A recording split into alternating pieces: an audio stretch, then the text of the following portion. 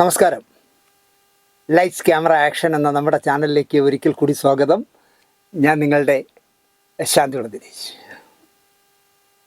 എൻ്റെ വീട്ടിനടുത്ത് ഒരു ഭേദപ്പെട്ട മുസ്ലിം കുടുംബത്തിലെ ഒരു പെൺകുട്ടിയെ ഒരു വിദേശത്ത് ഗൾഫിൽ ജോലിയുള്ളൊരു ചെറുപ്പക്കാരനുടെ കല്യാണം കഴിച്ചയച്ചു. അയാൾ ഗൾഫിൽ നിന്ന് കത്തുകൾ അയക്കുകയും ഫോൺ ചെയ്യുകയൊക്കെ ചെയ്ത് ഇങ്ങനെ കാര്യങ്ങൾ പോയിക്കൊണ്ടിരിക്കുമ്പോൾ 10 മാസം തികഞ്ഞപ്പോൾ അവരൊരു പെൺകുഞ്ഞിനെ പ്രസവിച്ചു. ആ പെൺകുഞ്ഞിനെ പ്രസവിച്ചപ്പോൾ ഈ ഗൾഫിലുള്ള കല്യാണം കഴിച്ച ഭർത്താവിൻ്റെ ഒരു സംശയം, ഇതെൻ്റേതാണോ എന്ന്. കല്യാണം കഴിച്ച് ഞാൻ 1 മാസമോ അങ്ങനെ കുറച്ച് ദിവസം എന്താ കൂടെ ഉണ്ടായിരുന്നുള്ളൂ. അതിനിടയിൽ ഇവർ ഗർഭിണിയാവുമോ എന്നൊക്കെ അയാൾക്ക് സംശയം തോന്നുകയും അയാൾ ആ സ്ത്രീയെ മൊഴി ചൊല്ലി.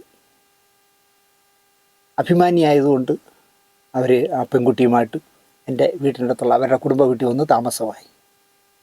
കുട്ടിയെ വളർത്തി ജീവിക്കാം എന്ന് വിചാരിച്ച് അവരെന്തോ ഒരു ജോലിക്ക് പോയി. ജോലിക്ക് ഇങ്ങനെ പൊയ്ക്കൊണ്ടിരിക്കും. നല്ല പെരുമാറ്റമാണ്. എനിക്ക് ഭയങ്കര ഇഷ്ടമാണ് അവരെ. നാടിൻ്റെ എല്ലാ നാട്ടുപ്രദേശത്തിനും നിഷ്കളങ്കതയുള്ള ഒരു സ്ത്രീ.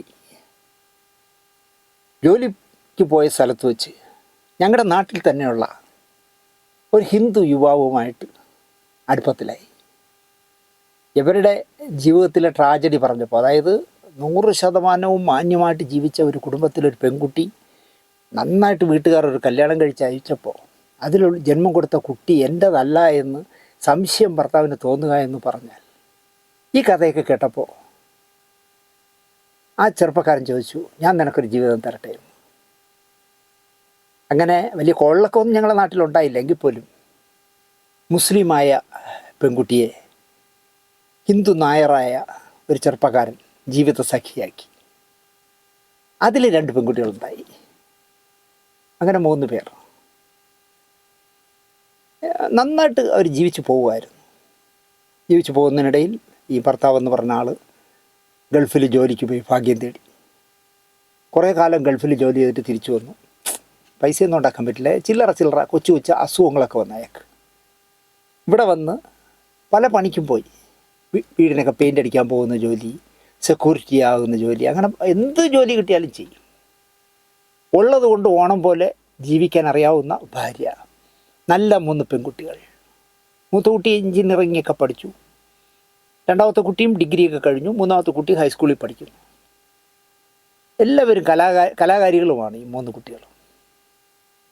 ഇങ്ങനെ പൊയ്ക്കൊണ്ടിരിക്കുന്നതിനിടയിൽ അയാൾ വീണ്ടും ഭാഗ്യം തേടി ഗൾഫിൽ പോയി. അപ്പോൾ ഗൾഫിൽ പോകുന്നതിന് മുമ്പ് കൊറോണയൊക്കെ വന്ന് അയാൾക്ക് ബാധിക്കുകയൊക്കെ ചെയ്തു. അത് കഴിഞ്ഞ് ഗൾഫിൽ പോയി.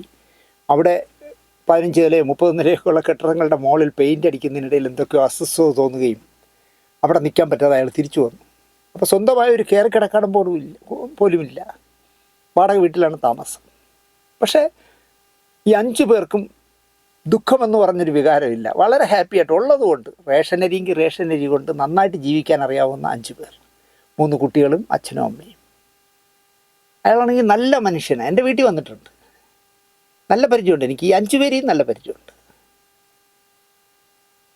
അതിനിടയിൽ എന്താ പറയുക, മൂത്ത പെൺകുട്ടിയുടെ കല്യാണം അവർക്ക് ജന്മം നൽകിയ ആളിൻ്റെ ബന്ധുക്കൾ തന്നെ നടത്തി. പക്ഷേ അവരൊരു കണ്ടീഷൻ വെച്ചു, ഈ കല്യാണം ഞങ്ങൾ നടത്തിക്കൊള്ളാം, ഞങ്ങൾ പയ്യനെ കണ്ടുപിടിച്ച് ഞങ്ങൾ നടത്തിക്കൊള്ളാം. പക്ഷേ ഈ പറയുന്ന അമ്മയോ ഉമ്മയോ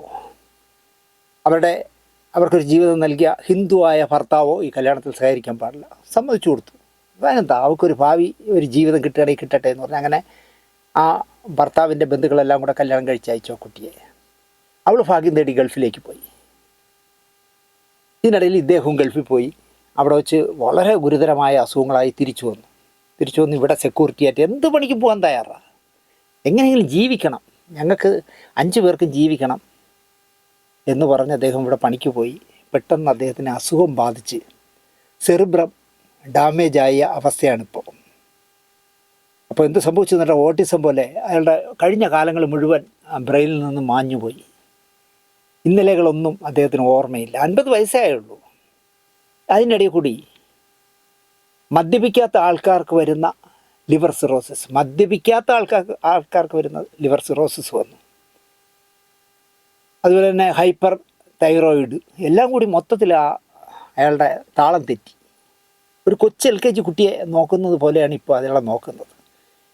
ചികിത്സയാണെങ്കിൽ നല്ല ഭാരിച്ച പൈസയാണ്. നമ്മളിപ്പോൾ സർക്കാർ ആശുപത്രിയിലാണ് പോകണമെന്ന് പറഞ്ഞാൽ, മെഡിക്കൽ കോളേജിലാണ് പോകണമെന്ന് പറഞ്ഞിട്ട് കാര്യമൊന്നുമില്ല, നല്ല പൈസ ചിലവാകുന്നു.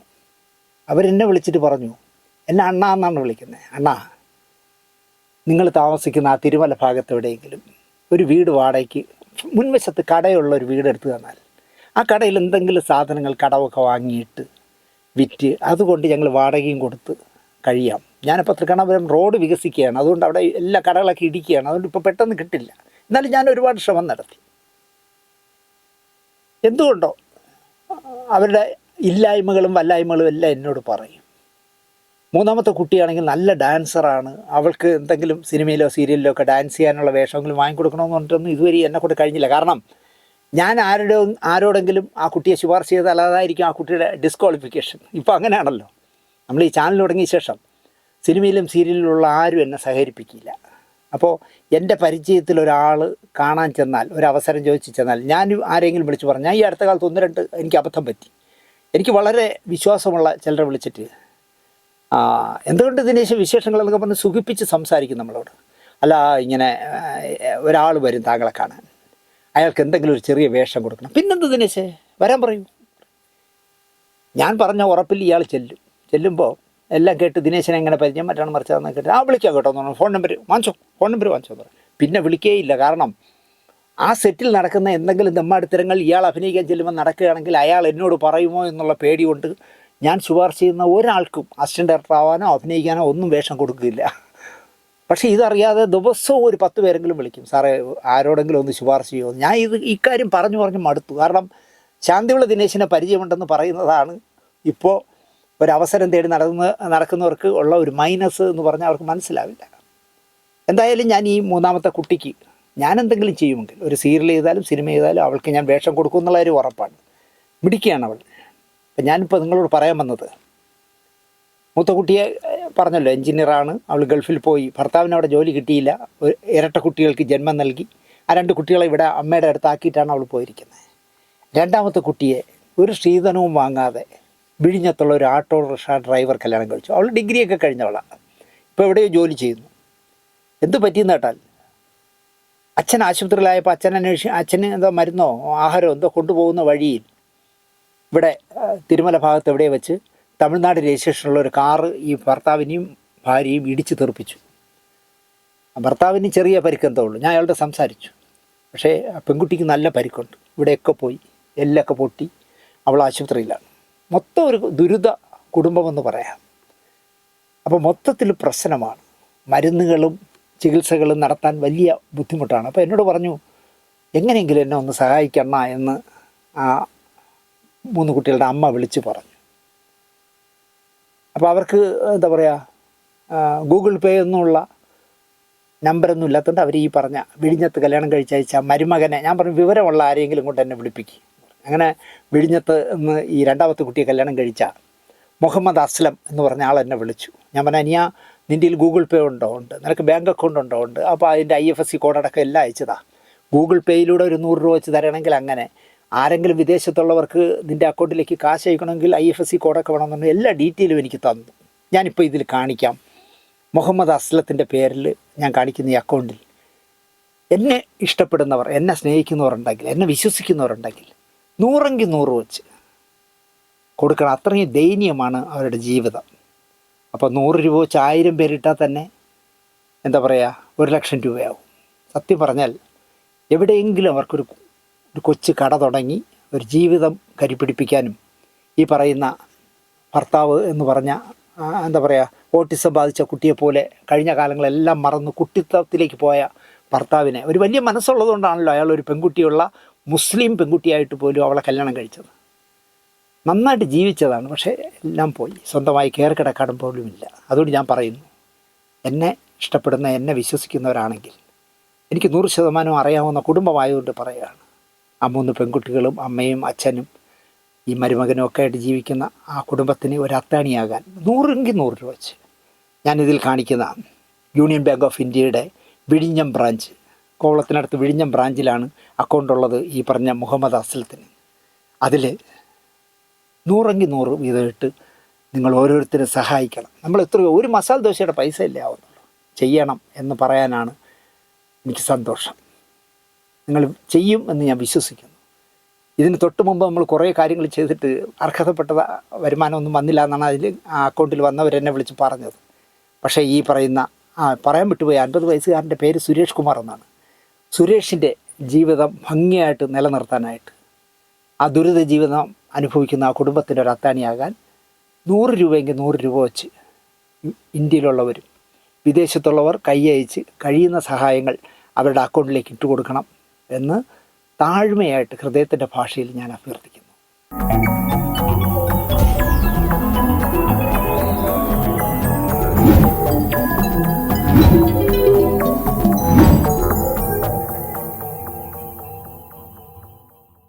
നമസ്കാരം.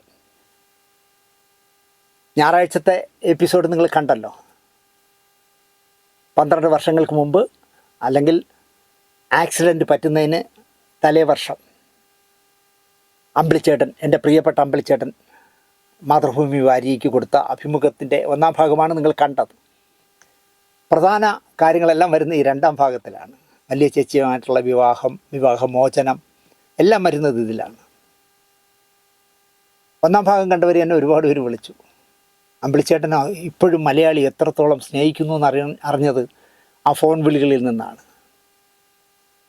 തീർച്ചയായിട്ടും ഈ 2-ാം ഭാഗവും നിങ്ങൾക്ക് ഇഷ്ടപ്പെടും എന്നാണ് ഞാൻ വിശ്വസിക്കുന്നത്.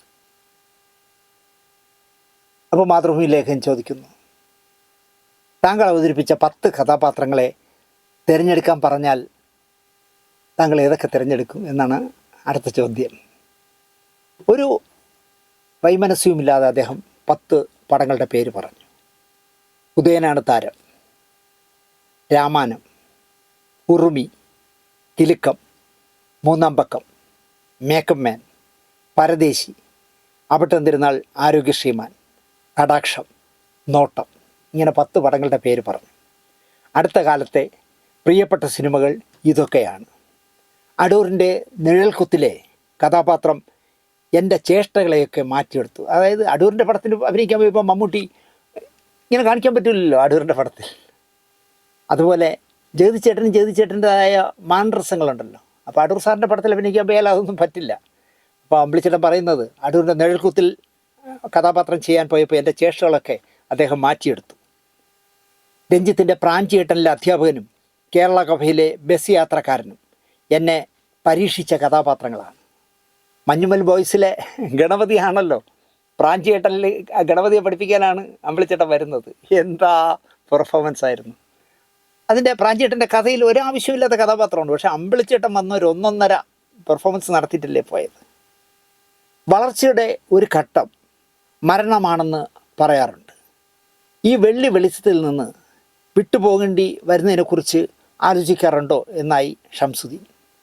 ഇതൊക്കെയാണ് ചില ഗുളിക നിൽക്കുന്ന നേരത്ത് ചോദിക്കുന്ന ചോദ്യം എന്ന് പറയുന്നത്. മരണത്തെക്കുറിച്ചും സിനിമാ രംഗത്തുള്ള ഇപ്പോൾ സജീവമായി നിൽക്കുന്നതിൽ നിന്നും പിന്നോട്ട് പോകേണ്ടി വരുമോ എന്നൊക്കെ അദ്ദേഹം ചോദിച്ചു. 1 വർഷം തികയുന്നതിന് മുമ്പാണല്ലോ അമ്പിളിച്ചേട്ടൻ ആക്സിഡൻറ്റ് പറ്റുകയും വീട്ടിൽ തളയ്ക്കപ്പെടുകയും ചെയ്യുന്നത്. വളർച്ചയുടെ ഒരു ഘട്ടം മരണമാണെന്ന് പറയാറുണ്ട്. ഈ വെളിച്ചത്തിൽ നിന്ന് വിട്ടുപോകേണ്ടി വരുന്നതിനെക്കുറിച്ച് ആലോചിക്കാറുണ്ടോ? എനിക്കൊരിക്കലും മരണത്തെ ഭയമില്ല. പ്രായം കൂടുന്തോറും മരണഭയം കുറഞ്ഞു വരികയാണ്. മരണമെന്ന സത്യത്തെ എൻ്റെ മനസ്സ് അംഗീകരിച്ചു കഴിഞ്ഞു.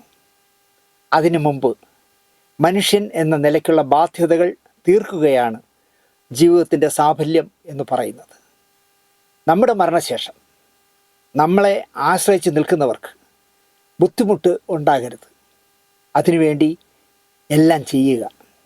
പിന്നെ നിലനിർത്തിക്കൊണ്ട് പോകേണ്ടത് അത് അവരുടെ കാര്യം.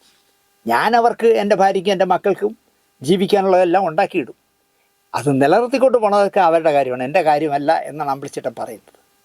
ഞാൻ എൻ്റെ 20-ാമത്തെ വയസ്സിൽ ഒരു സൂട്ട് കേസും ഏതാണ്ട് 500 രൂപയുമായി വീട്ടിൽ നിന്നും ഇറങ്ങിയതാണ്, അച്ഛനും അമ്മയും പോലും അറിയാതെ. അതിനുശേഷം 37 വർഷം മലയാള സിനിമയിൽ നിന്ന് ഒരു മനുഷ്യന് നേടാവുന്നതൊക്കെ നേടി എന്നാണ് എൻ്റെ വിശ്വാസം. കീർത്തിമുദ്രകൾ ഏറെയൊന്നും എനിക്ക് കിട്ടിയിട്ടില്ല. എങ്കിലും തികഞ്ഞ സംതൃപ്തിയോടെയാണ് കഥാപാത്രങ്ങളെ അവതരിപ്പിച്ചത്. ചെറുതും വലുതുമായ തുകകൾ കിട്ടി. കൃത്യമായി റേറ്റ് ഇല്ല എനിക്ക്. നിർമ്മാതാവിൻ്റെ സൗകര്യം എന്താണോ അത് തരും. മലയാളത്തിൽ ഏത് നടൻ ഇങ്ങനെ പെരുമാറിയിട്ടുണ്ടോ നിങ്ങൾ ആലോചിച്ചു നോക്കൂ. ഇവിടെ ബാർഗെയിൻ ചെയ്തല്ലേ ഒരു റേറ്റ് ഫിക്സ് ചെയ്യുന്നത്. പക്ഷേ അമ്പിളിച്ചേട്ടൻ അങ്ങനെയൊന്നുമില്ല എന്നേ. ഇപ്പം ഞാൻ എൻ്റെ സിനിമയിൽ അഭിനയിക്കാനായിട്ട് അമ്പിളിച്ചേട്ടനെ കാണാൻ പോയ രംഗം എനിക്കിപ്പോഴും നല്ല ഓർമ്മയുണ്ട്. ചെന്നു, വാ ദിനേശ് വാ എന്ന് പറഞ്ഞ് വിളിച്ചിരുത്തി ഒരുപാട് നേരം സംസാരിച്ചു. എന്നിട്ട് ചോദിച്ചു, നീ എന്താ ഇവിടെ വന്നേ? ഞാൻ പറഞ്ഞു, ചേട്ടാ ഞാനൊരു സിനിമ ചെയ്യുന്നു. ആണോ, കൊടുക്കൈ കൈ തന്നു. എന്നിട്ട് അല്ലേ അതിൽ ആ സിനിമയിൽ അമ്പിളിച്ചേട്ടൻ വേണം, അതുകൊണ്ട് അമ്പിളിച്ചേട്ടൻ്റെ ഡേറ്റ് ചോദിക്കാനാണ് വന്നത്. എടാ നിൻ്റെ പടത്തിൽ അഭിനയിക്കാതിരിക്കുമോ ഞാൻ, എത്ര ദിവസം വേണം? ഞാൻ പറഞ്ഞു, ചേട്ടാ എനിക്കൊരു 30 ദിവസം വേണം. എടാ 30 ദിവസമോ? അതൊന്നും ഉണ്ടാവില്ല, നീ എന്താ പറയണം 30 ദിവസമോ? ഞാൻ പറഞ്ഞു, ആദ്യമായിട്ട് ചെയ്യണമല്ലേ ഏട്ടാ, ഇത്തിരി സമയം എടുത്തൊക്കെ ചെയ്യണം, എനിക്ക് ഹർബറിയായിട്ട് ചെയ്യാൻ പറ്റില്ല ഏട്ടാ. ഒരു കാര്യം ചെയ്യും, 30, 25, 20 നിൻ്റെ ഇഷ്ടം പോലെ ചെയ്യും. ഞാൻ എന്ത് ചെയ്യണം ചേട്ടാ? നീയേ, ഞാനൊരു തുക പറയുന്നില്ല, പകരം ഞാൻ നിന്നോട് ഒരു ചോദ്യം ചോദിക്കാം. നീ സീരിയലുകൾ കുറച്ച് ചെയ്ത ആളാണല്ലോ. നിൻ്റെ സീരിയലിൽ അഭിനയിക്കാൻ അമ്പിളിച്ചേട്ടനെ വിളിച്ചാൽ നീ എന്ത് കൊടുക്കും? ഞാൻ പറഞ്ഞു, എൻ്റെ സീരിയലിൽ അഭിനയിക്കാൻ ചേട്ടൻ വന്നാൽ ഞാൻ ചേട്ടനൊരു 10,000 രൂപ പെർ ഡേ തരും.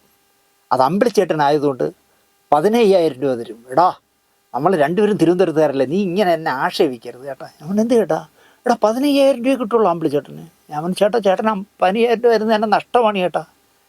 കാരണം സീരിയലിന് അത്രയും തുകയല്ലേ കിട്ടും. ചേട്ടനും സീരിയൽ പ്രൊഡ്യൂസ് ചെയ്തിട്ടുള്ള ആളല്ലേ, അതൊക്കെ ശരി തന്നെ. എന്നാലും അമ്പിളിച്ചേട്ടന് 15,000 രൂപയുടെ വിലയേ ഉള്ളൂ അല്ലേ എന്നൊക്കെ പറഞ്ഞ് കുറേ നേരം സംസാരിച്ചിട്ട് അവസാനം എന്നോട് പറഞ്ഞു, നീ ഒരു കാര്യം ചെയ്യും, എനിക്കൊരു ദിവസം 25,000 രൂപ വെച്ച്. ഞാൻ ഞെട്ടിപ്പോയി. 25,000 രൂപ വെച്ച് തന്നാൽ മതി. ഞാൻ വിചാരിച്ചത് ദിവസം 1 ലക്ഷം തരുമെന്ന് ചോദിക്കുകയാണ്. ഇവിടെ മുഖത്തൊന്നും വരാത്തവന്മാർ വരെ പെർ ഡേ 2 ലക്ഷം 3 ലക്ഷമാണ് ഇപ്പോൾ വാങ്ങണേ. അമ്പിളിച്ചേട്ടൻ ഒരു 50,000 രൂപ ചോദിച്ചാൽ പോലും നമുക്ക് അത്ഭുതപ്പെടാൻ പറ്റില്ല ആ കാലത്ത്. നീ ഒരു 25,000 രൂപ വെച്ച് തന്നാൽ മതി. നിനക്ക് എത്ര ദിവസം വേണം എടുത്തോ. നീ 10 ദിവസം കൊണ്ട് തീർത്താൽ 2.5 ലക്ഷം രൂപ തന്നാൽ മതി. 20 ദിവസം കൊണ്ട് തീർത്താൽ 5 ലക്ഷം രൂപ തരണം എന്നൊക്കെ പറഞ്ഞ് ഉറപ്പിച്ചു. 18 ദിവസമായിട്ട് എനിക്ക് വേണമായിരുന്നു. പക്ഷേ അമ്പിളിച്ചേട്ടൻ അത്ഭുത ദ്വീപ് എന്ന് പറഞ്ഞ പടത്തിൽ 3 ദിവസം എൻ്റെ ഒരു അഡ്ജസ്റ്റ്മെൻറ്റിൽ അഭിനയിക്കാൻ പോയിട്ട് അതിൻ്റെ ആ തരികിട സംവിധായകൻ ഒരു 6 ദിവസം അതിൽ നിന്ന് അപഹരിച്ചോളാം. അവസാനം ഞാൻ ഭീഷണിപ്പെടുത്തി. ഞാൻ ഏതോ എപ്പിസോഡിലൊക്കെ പറഞ്ഞിട്ടുണ്ട്. ഞാൻ അവസാനം ഭീഷണിപ്പെടുത്തി, എൻ്റെ സിനിമ മുടക്കിക്കൊണ്ട് തൻ്റെ സിനിമ നടക്കുകയാണെങ്കിൽ തൻ്റെ സിനിമ 6 മാസം തിയേറ്ററിൽ വരാതെ ഞാൻ ആക്കി തരാമെന്നൊക്കെ പറഞ്ഞ് ഭയങ്കര പ്രശ്നം ഉണ്ടാക്കുകയും. അന്ന് സിബി മല്ലയിലും സിയാദ് കോക്കറാണ് പ്രൊഡ്യൂസേഴ്സ് അസോസിയേഷൻ്റെ നേതാവ്. സിബി മല്ലയിലിനെ വിളിച്ച് ഞാൻ പറഞ്ഞപ്പോൾ സിബി സാർ പറഞ്ഞു, ദിനേശ് ഞാൻ സിയാദുമായിട്ട് സംസാരിക്കാം, ദിനേശ് സിയാദിനെ വിളിക്കുക. ഞാൻ സിയാദിനെ വിളിച്ചപ്പം നിങ്ങൾക്ക് പൂർണ്ണ സഹകരണം തരുന്നു. കാരണം മുദ്രപത്രത്തിൽ ഒപ്പിട്ട് അമ്പിളിച്ചേട്ടൻ എനിക്ക് തന്നിരിക്കുകയാണ് എഗ്രിമെൻറ്റ്. ഞാൻ എല്ലാവരും എഗ്രിമെൻറ്റ് വാങ്ങിയിരുന്നു. അത് വയലേറ്റ് ചെയ്തുകൊണ്ട് പോയതുകൊണ്ട് നമുക്കതിൻ്റെ നഷ്ടപരിഹാരം വാങ്ങിക്കാം, അയാളെ ഒരു 6 മാസം അഭിനയിക്കാതാക്കാം. ആ ഉറപ്പ് തന്നപ്പോൾ ഞാൻ വീണ്ടും അമ്പിളിച്ചേട്ടനെ കർണാടകയിൽ വിളിച്ചു. ഞാൻ പറഞ്ഞു, അമ്പിളിച്ചേട്ടാ മിനിമം 6 മാസം നിങ്ങൾ വീട്ടിലിരിക്കും, നിങ്ങൾ എൻ്റെ നഷ്ടപരിഹാരം തരികയും ചെയ്യും. ഞാൻ മുദ്രപത്രത്തിൽ എഴുതിയാണ് നിങ്ങൾ എനിക്ക് ഡേറ്റ് തന്നത്, എന്നിട്ട് ഈ ഡേറ്റ് വയലേറ്റ് ചെയ്താണ് നിങ്ങൾ പോയിരിക്കണേ. അത് ഞാൻ പോയല്ലോ, നീ വിട്ടതല്ലേ? ഞാൻ പറഞ്ഞു, ഞാൻ വിട്ടിട്ടില്ല. നിങ്ങൾ എന്നോട് ചെറ്റത്തരം കാണിച്ചാൽ ഞാൻ വിട്ടിട്ടില്ല എന്നേ പറയൂ എന്ന് പറഞ്ഞു. അവസാനം പിറ്റേ ദിവസം രാവിലെ വെളുപ്പിന് 3:30-4 മണിക്ക് നോക്കുമ്പോൾ എൻ്റെ വാതിലാരം മുട്ടുന്നു. ഞാൻ ചെന്ന് ഡോർ തുറക്കുമ്പോൾ അമ്പിളിച്ചേട്ടെ കർണാടകയിൽ നിന്ന് പാവൻ രാത്രി എങ്ങനെയോ അങ്ങനെയൊക്കെ പോയതാണ് പുള്ളിക്ക് ഈ ആക്സിഡൻ്റൊക്കെ പറ്റിയത്. അങ്ങനെ ചേട്ടൻ അഭിനയിച്ചു. അപ്പോൾ എന്ത് പറ്റിയെന്ന് കേട്ടാൽ 11 ദിവസം അഭിനയിച്ചു. 18 ദിവസം വേണമായിരുന്നു. 11 ദിവസമേ അമ്പിളിച്ചേട്ടൻ്റെ കിട്ടിയുള്ളൂ, അതുകൊണ്ട് തീർത്തു. അപ്പോൾ 11 ദിവസത്തേക്ക് കൊടുക്കേണ്ട പൈസയുടെ ഡബ്ബിങ്ങിന് വന്നപ്പോൾ സെറ്റിൽ ചെയ്യുന്ന സമയത്ത്, അനിയ ഞാൻ എത്ര ദിവസം അഭിനയിച്ചു? ഞാൻ ഒരു 11. പുള്ളിയുടെ ഡയറിയോ മാനേജരോ സെക്രട്ടറി ഒന്നും ഇല്ലല്ലോ. 11. ഞാൻ എത്ര രൂപയ്ക്ക് നിൻ്റെ അഭിനയിക്കാമെന്ന് പറഞ്ഞേ. ചേട്ടൻ എന്നോട് പറഞ്ഞ് പെർ ഡേ 25,000 രൂപ വരാൻ പറഞ്ഞു. അത് ശരി. അപ്പോൾ 10 ദിവസത്തേക്ക് 2.5 ലക്ഷം. അപ്പോൾ 2.25 ലക്ഷം രൂപയായല്ലേ? ഞാൻ പറഞ്ഞോ, നീ എനിക്ക് എത്ര തന്നു? ഞാൻ പറഞ്ഞു, ഞാൻ 2 ലക്ഷം രൂപ തന്നു, ഇനി 75,000 തരണമല്ലേ? പറഞ്ഞു. ഞാൻ 75,000 രൂപ എടുത്തു. ഒന്നും മടിക്കാതെ അതിൽ നിന്ന് 25,000 രൂപ എടുത്ത് നിന്നിട്ട് പറഞ്ഞു, ഞാൻ നിന്നെ ഒരുപാട് വിഷമിപ്പിച്ചു ആ പറഞ്ഞ ഡേറ്റിന് വരാതെ. മനഃപൂർവ്വം അല്ല, എന്നെ അവിടുന്ന് വിടാത്തതുകൊണ്ടാണ്. ഇത് നീ എടുത്തോ. 25,000 രൂപ തിരിച്ചു തന്നു ആ മനുഷ്യൻ. അപ്പോൾ അതുകൊണ്ട് തന്നെ പൈസയ്ക്ക് ഒരിക്കലും ആർത്തി കാണിക്കുന്ന മനുഷ്യനല്ല അദ്ദേഹം. അദ്ദേഹം പറയുന്നത്, കീർത്തിമുദ്രകൾ എനിക്കേറെ കിട്ടിയിട്ടില്ല, എങ്കിലും തികഞ്ഞ സംതൃപ്തിയോടെയാണ് കഥാപാത്രങ്ങളെ അവതരിപ്പിച്ചത്. ചെറുതും വലുതുമായ തുകകൾ കിട്ടി. കൃത്യമായ റേറ്റ് ഇല്ല എനിക്ക്. നിർമ്മാതാവിൻ്റെ സൗകര്യം എന്താണോ അത് ഞാൻ വാങ്ങും. പഴയ കാലത്ത് ദക്ഷിണ വാങ്ങാൻ മാത്രമേ കലാകാരന് അവകാശമുണ്ടായിരുന്നുള്ളൂ. ആ ഒരു ഫിലോസഫി ഇപ്പോൾ പൂർണ്ണമായി പാലിക്കാൻ പറ്റിയില്ല എങ്കിലും ഒരു കലാകാരൻ എന്ന നിലയിൽ ഒരു നിർമ്മാതാവിനെയും ഞാൻ ശ്വാസം മുട്ടിച്ചിട്ടില്ല ഈ നിമിഷം വരെ. അങ്ങനെ ചെയ്തിരുന്നുവെങ്കിൽ 37 വർഷം ഞാൻ നിലനിൽക്കില്ലായിരുന്നു. അതാണ് അദ്ദേഹം പറയുന്നത്. ഞാൻ നിർമ്മാതാക്കളെ ശ്വാസം മുട്ടിച്ച് പിടിച്ച പിടിയാൽ എനിക്ക് പെർ ഡേ ഇത്ര രൂപ വേണമെന്ന് പറഞ്ഞൊക്കെ വാങ്ങിച്ചിരുന്നുവെങ്കിൽ ഈ കഴിഞ്ഞ 37 വർഷം ഞാൻ ഫീൽഡിൽ ഉണ്ടാകില്ലായിരുന്നു എന്ന് എനിക്ക് നല്ല ബോധ്യമുണ്ട് എന്നാണ് അമ്പിളിച്ചേട്ടൻ പറയുന്നത്. ചില അഭിനേതാക്കളെ വേദനിപ്പിക്കുന്ന തരത്തിൽ ഞാൻ സംസാരിച്ചിട്ടുണ്ട്. അതിന് പലരും പരിഭവം പറഞ്ഞിട്ടുണ്ട്. ചിലർ ചെറിയ പിണക്കങ്ങൾ മനസ്സിൽ സൂക്ഷിച്ചിട്ടുണ്ട്. അതൊന്നും എനിക്ക് വിഷയമല്ല. കാരണം എനിക്ക് തോന്നുന്ന അഭിപ്രായങ്ങളാണ് ഞാൻ പറയുന്നത്. ഒരു പക്ഷേ അത് അലോസരപ്പെടുത്തിയിരിക്കാം.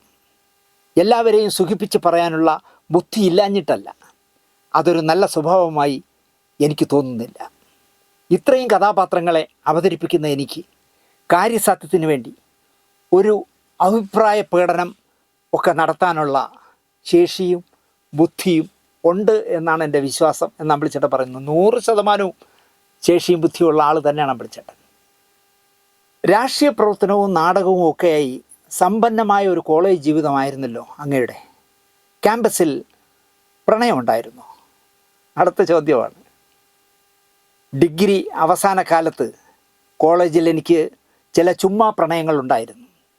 കോളേജിൽ ഞാൻ അറിയപ്പെടുന്ന നടനായിരുന്നു. ഇന്നത്തെ കോളേജിലെ കാമുകന്മാർക്ക് ഉള്ള സ്വാതന്ത്ര്യമൊന്നും ഞങ്ങൾക്കുണ്ടായിരുന്നില്ല.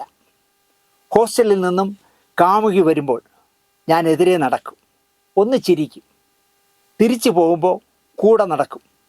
ഇതൊക്കെ തന്നെയായിരുന്നു അന്നത്തെ പ്രണയം. എഴുത്തും കുത്തും ഒന്നുമില്ല.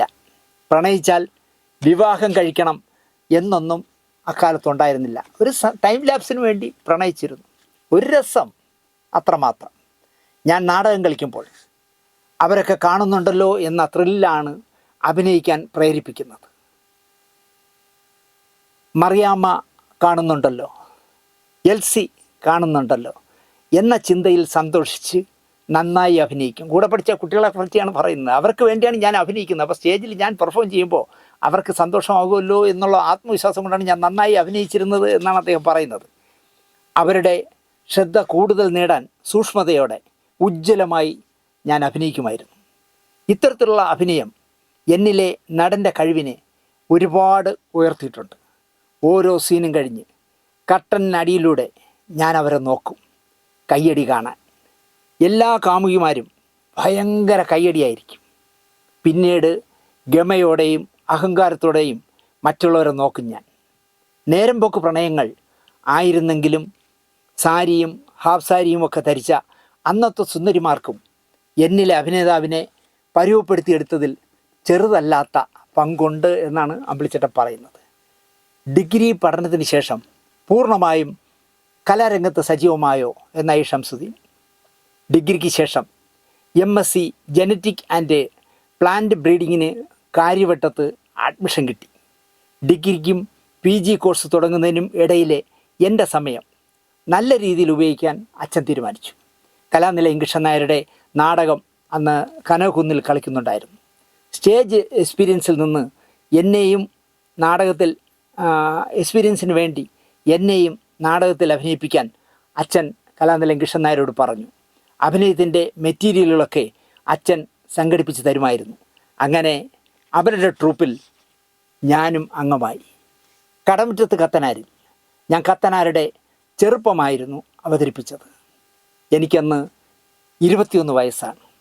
നാടകത്തിൽ ബത്തേരിക്കാരിയായ ഒരു നടിയുണ്ടായിരുന്നു. അവർക്കപ്പോൾ ഒരു 35 വയസ്സ് വരും. അന്നവർ എൻ്റെ കാമുകിയായിട്ടാണ് നാടകത്തിൽ അഭിനയിക്കുന്നത്. ദിവസവും നാടകത്തിന് 2 ഷോ ഉണ്ടാകും.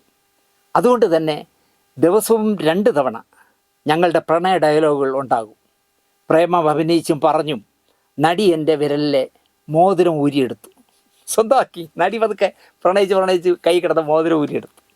SSLC ജയിച്ചതിന് ഗ്രാൻഡ് മദർ ഇട്ടു തന്ന മോതിരമായിരുന്നു അത്. നിരവധി നാടക ട്രൂപ്പുകളിലായി പ്രേമരംഗങ്ങൾ അഭിനയിച്ച നടിയായിരുന്നു അവർ. എല്ലാ ട്രൂപ്പുകളിലും അവർക്ക് ആരോടെങ്കിലും പ്രേമമുണ്ടാകും. ഒടുവിൽ ഓരോ ട്രൂപ്പിൽ നിന്നും പ്രേമം കാരണം അവരെ പുറത്താക്കുകയായിരുന്നു പതിവ്. ഈ കഥകളൊന്നും എനിക്കറിയില്ലായിരുന്നു. എനിക്കും അവരോട് വല്ലാത്ത പ്രേമം തോന്നി തുടങ്ങിയിരുന്നു. അനുരാഗ പരവശയായ ഞാൻ കാമുകിക്ക് വേണ്ടി എന്തെങ്കിലും ചെയ്യാൻ വേണ്ടിയായിരുന്നു മോതിരം കൊടുത്തത്. അവരുടെ നോട്ടത്തിൽ ഞാനൊരു വലിയ റൈറ്ററുടെ മകനാണല്ലോ. മോതിരം കൊടുത്തതിൻ്റെ പിറ്റേ ദിവസം കലാനിലയം കിഷൻ നായർ സാർ ആകാശവാണിയിൽ പോയി അച്ഛനെ കണ്ടു, ജഗതി എൻ കെ ആചാര്യയെ കണ്ടു. മോനെ തിരിച്ചു വിളിക്കുന്നതാണ് നല്ലതെന്ന് കിഷൻ നായർ പറഞ്ഞു. എൻ്റെ മോതിര കഥ അച്ഛനെ ധരിപ്പിച്ചു. മോതിരമില്ലാതെ വീട്ടിലെത്തിയ ഞാൻ വിരലുകൊണ്ട് മോതിരമിടുന്ന ഭാഗം മറച്ച് കൈപ്പത്തി മടക്കി വെച്ചാണ് ചെന്നത്. അപ്പോൾ മോതിരം അറിയാതിരിക്കാൻ വേണ്ടി. വീട്ടിൽ കയറി വരുമ്പോൾ തന്നെ നീ ആരെയാണ് ഇടിക്കാൻ വരുന്നത് എന്നായിരുന്നു അച്ഛൻ്റെ ആദ്യത്തെ ചോദ്യം. കാരണം കൈയൊക്കെ ചുരുട്ടി പിടിച്ച് വരണം കേട്ടപ്പോൾ, നീ ആരെയാണ് ഇടിക്കാൻ വീട്ടിലോട്ട് കയറി വരണേ എന്നായിരുന്നു ചോദിച്ചത്. എന്നിട്ട് മോതിരം എവിടെയെന്ന് തിരക്കി. ട്രൂപ്പിൽ വെച്ച് മറന്നതാണെന്ന് കള്ളം പറഞ്ഞു. നാളെ വരുമ്പോൾ മോതിരമെടുക്കാൻ ഓർമ്മിപ്പിച്ച് അച്ഛൻ സംസാരം നിർത്തി. അടുത്ത ദിവസം ട്രൂപ്പിലെത്തിയ ജഗതിക്കാണെങ്കിൽ നടിയോട് മോതിരം ചോദിക്കാൻ അഭിമാനം അനുവദിക്കുന്നില്ല. ഭാജനത്തിന് പ്രേമപൂർവ്വം കൊടുത്തതല്ലേ, ആ മോതിരം എങ്ങനെ തിരിച്ചു ചോദിക്കും? അഭിമാനം സമ്മതിക്കുന്നില്ല. മനസ്സോടെ ചോദിച്ചപ്പോൾ ആ കാമുകിയായ നടി പൊട്ടിക്കരഞ്ഞു. പൂജപ്പരവിയും മറ്റും ചേർന്ന് നടിയോട് സംസാരിച്ച് മോതിരം വാങ്ങിത്തന്നു. ആ നടി ഇന്നും ജീവിച്ചിരിപ്പുണ്ട് എന്നാണ് ഒരു മടിയുമില്ലാതെ അമ്പിളിച്ചേട്ടൻ പറയുന്നത്. അപ്പോൾ ഷംസുദ്ദീൻ ചോദിച്ചു, മല്ലികയോടുള്ള പ്രണയം, വിവാഹം, ഒളിച്ചോട്ടം, വേർപിരിയൽ തിരിഞ്ഞു നോക്കുമ്പോൾ എന്തു തോന്നുന്നു? വിമൻസ് കോളേജിൽ പഠിക്കുന്ന മല്ലികയുമായി ആദ്യ കാഴ്ചയിൽ തന്നെ ഞാൻ പ്രണയത്തിലായി. അസ്ഥിയിൽ പിടിക്കുന്ന പ്രണയമായി ഞങ്ങൾ ഒളിച്ചോടുകയായിരുന്നു. അസ്ഥി പിടിച്ചു പ്രണയം, അങ്ങനെ ഞങ്ങൾ ഒളിച്ചോടുകയായിരുന്നു. നാഗർകോവിൽ വഴി മദുരാശിയിലേക്ക്. 10 വർഷത്തേക്ക് ഞങ്ങൾ പിന്നെ തിരുവനന്തപുരത്തേക്ക് വന്നിട്ടേയില്ല. മല്ലികയും വന്നിട്ടില്ല, ജഗതിയും വന്നിട്ടില്ല എന്നാണ് അദ്ദേഹം പറയുന്നത്. ഞങ്ങൾ 2 സമുദായത്തിൽപ്പെട്ടവരായിരുന്നല്ലോ. പ്രബല സമുദായത്തിൽ അംഗമായിരുന്നു മല്ലിക. അന്ന് എനിക്ക് 21 വയസ്സായിരുന്നു പ്രായം. കല്യാണം കഴിക്കാൻ പ്രായപൂർത്തിയാകണമെന്ന് എനിക്കറിയാം, അവർക്കും അറിയാം. അതിനുശേഷം എങ്ങനെ ജീവിക്കും എന്നതിനെക്കുറിച്ച് ഞങ്ങൾക്കൊന്നും അറിയില്ലായിരുന്നു. ആഹാരം കഴിക്കുന്നത് പോലെ തൽക്കാലം കഴിക്കുക എന്നതായിരുന്നു ചിന്ത. എനിക്ക് ഭയമായിരുന്നു സമുദായത്തെ ഓർത്ത്. സിനിമാ സാമ്രാജ്യം വെട്ടിപ്പിടിക്കാനുള്ള യാത്ര കൂടിയായിരുന്നു അത്. ഒരു പിടിയുമില്ലാതെയായിരുന്നു പോക്ക്. ഒരു പെട്ടി മാത്രമായിരുന്നു കയ്യിൽ. ജഗതി എൻ കെ ആചാര്യയുടെ മകൻ ആണ് ഞാനെന്നും കൈനിക്കര കുമാരപിള്ളയുടെ ബന്ധുവാണ് മല്ലികയെന്നും മദുരാശിയിലെ ചിലർക്കൊക്കെ അറിയാം. ചങ്ങമ്പുഴയുടെ രമണനൊക്കെ വായിച്ചിട്ടുള്ള ഹാങ് ഓവറിലാണ് ഞങ്ങളുടെ പോക്ക്. 2 പേർക്കും ഒരേ ദിശയിലേക്ക് തുഴയാം, ഒരേ തോണിയിൽ ഒഴുകാം. ഇങ്ങനെയൊക്കെയുള്ള കാൽപ്പനികമായ ചിന്തയിലായിരുന്നു ആ യാത്ര. തികച്ചും ഉട്ടോപ്യൻ കാഴ്ചപ്പാടോടെ ഉള്ള യാത്രയായിരുന്നു. എൻ്റെ അച്ഛൻ്റെയും അമ്മയുടെയും പ്രണയവിവാഹമായിരുന്നു. അച്ഛൻ എറണാകുളത്ത് നിയമം പഠിക്കാൻ പോയപ്പോഴാണ് അമ്മയെ പരിചയപ്പെട്ടത്. അച്ഛന് വിവാഹത്തിന് സ്വന്തം അച്ഛൻ്റെയോ അമ്മയുടെയോ ഒരു സാമ്പത്തിക സഹായവും കിട്ടിയിരുന്നില്ല.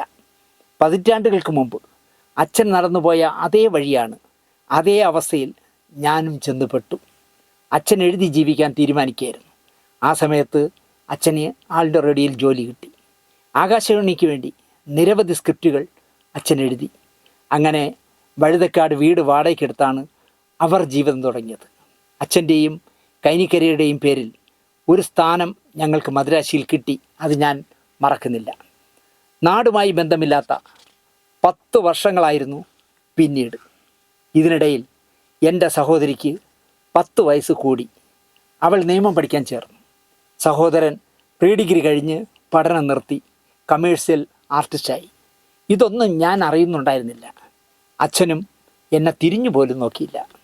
ആ സമയത്ത് ജഗതി ചില സിനിമകളിലൊക്കെ അഭിനയിച്ചു. അമ്പിളിച്ചേട്ടൻ ചില സിനിമകളിലൊക്കെ അഭിനയിച്ചു. മല്ലികയ്ക്കും ചില വേഷങ്ങൾ കിട്ടി. ഏകദേശം 10 വർഷത്തോളം ഞാനും മല്ലികയും ഒരുമിച്ച് ജീവിച്ചു.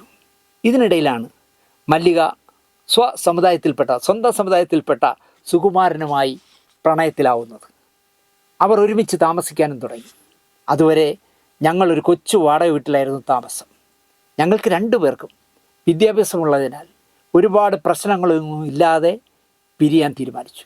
2 പേരും നല്ല വിദ്യാഭ്യാസമുള്ളവരല്ലേ, അതുകൊണ്ട് വിവരവും ഒക്കെ ഉള്ളതുകൊണ്ടും നല്ല കുടുംബത്തിൽ പിറന്ന 2 പേരായതുകൊണ്ടും വഴക്കും ബഹളവും ഒന്നിനും പോവാതെ പിരിയാൻ തീരുമാനിച്ചു. ഞാൻ ഗാനരചയിതാവ് ശ്രീകുമാരൻ തമ്പിയോട് കാര്യങ്ങൾ പറഞ്ഞു.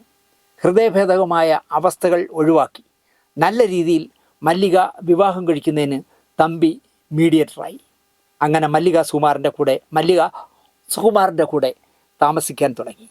വാടക വീട്ടിൽ ഞാൻ തനിച്ചായി. അതുവരെ ഒരുമിച്ച് പെരുമാറിക്കൊണ്ടിരുന്ന വീട്ടിൽ അടുക്കളയിൽ ഞാൻ ഒറ്റപ്പെട്ടു. മദ്രാശി ജീവിതം വിരസമായി തോന്നി. വല്ലാത്ത ഏകാന്തത ജീവിതത്തെ വന്നു പൊതിഞ്ഞു. അപ്പോഴേക്കും കുറേ സിനിമകളിലൊക്കെ അഭിനയിച്ച് ആൾക്കാർ എന്നെ തിരിച്ചറിയാൻ തുടങ്ങിയിരുന്നു. മദ്രാശിയിലെ ഒറ്റപ്പെട്ട വാടക വീട്ടിലെ അടുക്കളയിൽ വച്ചാണ് ഞാൻ നല്ലൊരു പാചകക്കാരനായത്. 1 മാസം കൊണ്ട് മീൻകറി, തോരൻ, അവിയൽ എല്ലാം ഉണ്ടാക്കാൻ പഠിച്ചു. ഇന്ന് ഞാനൊരു നല്ല കുക്കാണ്.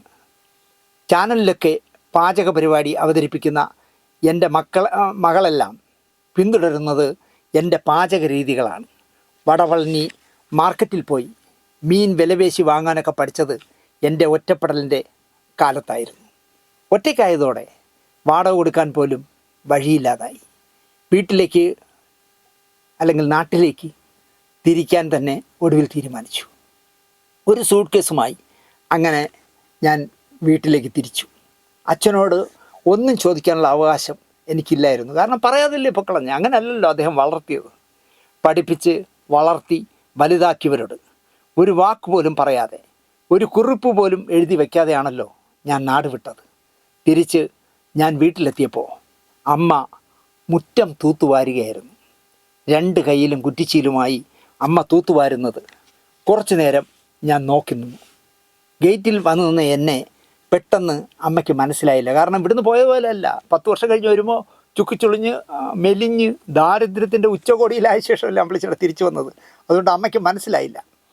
ചിതലരിച്ച ഗേറ്റിൽ സൂട്ട് കേസുമായി കുറച്ചു നേരം ഞാൻ സിനിമയിലെ രംഗം കണക്കെ നിന്നു. ചൂലും നിലത്തിട്ട് ഓടി വന്ന് അമ്മ എന്നെ കെട്ടിപ്പിടിച്ചു. ഒറ്റ കരച്ചിലായിരുന്നു. പിന്നെ നീ ക്ഷീണിച്ചു പോയല്ലടാ മോനെ, കറുത്തു പോയല്ലടാ മോനെ എന്നൊക്കെ പറഞ്ഞ് കെട്ടിപ്പിടിച്ച് എൻ്റെ അമ്മ കരഞ്ഞു. എന്നിട്ട് എൻ്റെ പിറകിലേക്ക് നോക്കി മല്ലിക എവിടെ എന്ന് ചോദിച്ചു. എല്ലാം പറയാം എന്ന് പറഞ്ഞ് ഞാൻ അമ്മയുടെ കയ്യും പിടിച്ച് വീട്ടിനുള്ളിലേക്ക് നടന്നു. അച്ഛൻ ഷേവ് ചെയ്യുകയായിരുന്നു. അമ്മ ഞാൻ വന്ന വിവരം അച്ഛനോട് പറഞ്ഞു. ഒരു ഭാവഭേദവും കൂടാതെ അച്ഛൻ പറഞ്ഞ ആദ്യത്തെ ഡയലോഗ് അമ്പിളിക്ക് കാപ്പി കൊടുക്ക് എന്നായിരുന്നു. അതായത് ഇതാ നിങ്ങളുടെ മോൻ 10 വർഷത്തിന് ശേഷം വന്നിരിക്കുന്നു, ഒന്ന് നോക്കിയേ എന്നൊക്കെ പറഞ്ഞ് ആ അമ്മ കരഞ്ഞുകൊണ്ട് പറഞ്ഞപ്പോൾ അദ്ദേഹം അതിനൊന്നും മറുപടി പറയാതെ അമ്പിളിക്ക് കാപ്പി കൊടുക്ക് എന്നാണ് അദ്ദേഹം പറഞ്ഞത്. എല്ലാ കാര്യങ്ങളും അമ്മ വഴി ജഗതി അച്ഛനെ അറിയിച്ചു. ഒടുവിൽ അച്ഛൻ തന്നെ എൻ്റെ ഡൈവേഴ്സിൻ്റെ കാര്യത്തിൽ മുന്നിട്ടിറങ്ങി. നിയമം പഠിച്ചതിനാൽ അച്ഛന് അതെല്ലാം എളുപ്പമായിരുന്നു. പിറ്റേന്ന് തന്നെ തിരുവനന്തപുരത്ത് ഡൈവേഴ്സിന് വേണ്ട കാര്യങ്ങൾ അച്ഛൻ ചെയ്തു. ഒരു ദിവസം അച്ഛൻ എന്നോട് ഒരു അപേക്ഷ എന്നോണം ചോദിച്ചു. ജനിപ്പിച്ച ആളെന്നുള്ള നിലയിൽ അമ്പിളിക്ക് ഇനിയൊരു വിവാഹത്തെക്കുറിച്ച് ഞാൻ ആലോചിച്ചോട്ടെ, ഇതാണ് ചോദിച്ചത്. ജനിപ്പിച്ച ആളെന്നുള്ള നിലയ്ക്ക് ഞാൻ അനുവദിച്ചു. അങ്ങനെ ഞാൻ എൻ്റെ 2ാം ജീവിതം തുടങ്ങി. 1 വർഷത്തിന് ശേഷം ഞാനും മല്ലികയും 2 വഴികളിലൂടെ യാത്ര തുടങ്ങി.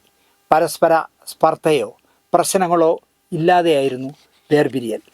അതിലൊരു ചെറിയ ഒരു ക്ലീശയുണ്ട്. കാരണം അക്കാലത്തെ ഞാൻ വീട്ടിൽ പരതിയായി കിട്ടും. ഏതോ ഒരു സെറ്റിൽ വലിയ ചേച്ചി സുകുമാരേട്ടനോടൊപ്പം താമസമായ ശേഷം അമ്പിളിച്ചേട്ടനും സുകുമാരേട്ടനും ഒന്നിച്ച് അഭിനയിക്കുന്ന സിനിമയുടെ സെറ്റിൽ, അത് ശ്രീകുമാരൻ തമ്പി സാറിൻ്റെ ഏതൊരു സ്വപ്നമാണോ എന്ന് എനിക്കറിയില്ല, ഏതൊരു സെറ്റിൽ വരികയും അവിടെ വെച്ച് ജഗതിയും സുകുമാരേട്ടനുമായിട്ട് നല്ല വഴക്കുകൂടിയ ഒരു രംഗം ഉണ്ടാവുകയും അതിൻ്റെ സംവിധായകൻ അത് കോംപ്രമൈസ് ചെയ്ത് വിടുകയും ചെയ്തു എന്ന് പറയുന്നു. എന്തായാലും അമ്പിളിച്ചേട്ടൻ പറയുന്നു പരസ്പര സ്പർദ്ധയോ പ്രശ്നങ്ങളോ ഇല്ലാതെയായിരുന്നു വേർപിരിയൽ. ഈ അടുത്ത കാലത്തും അമ്പിളിച്ചേട്ടനെ ഒന്ന് കുത്തി നോവിക്കാവുന്ന രീതിയിൽ ചില കമൻറ്റുകൾ മല്ലിക ചേച്ചി പറഞ്ഞു. പക്ഷേ അപ്പോഴും അമ്പിളിച്ചേട്ടൻ തിരിച്ച് പറഞ്ഞിട്ടില്ല. അപ്പോൾ ഷംസുദ്ദീൻ ചോദിക്കുകയാണ്, ഇത്തരം അനുഭവങ്ങളെ ഉൾക്കൊള്ളാൻ, മറികടക്കാൻ വായനയും സർഗാത്മക പ്രവർത്തനങ്ങളും സഹായിച്ചിട്ടുണ്ടോ എന്ന് ചോദിച്ചു.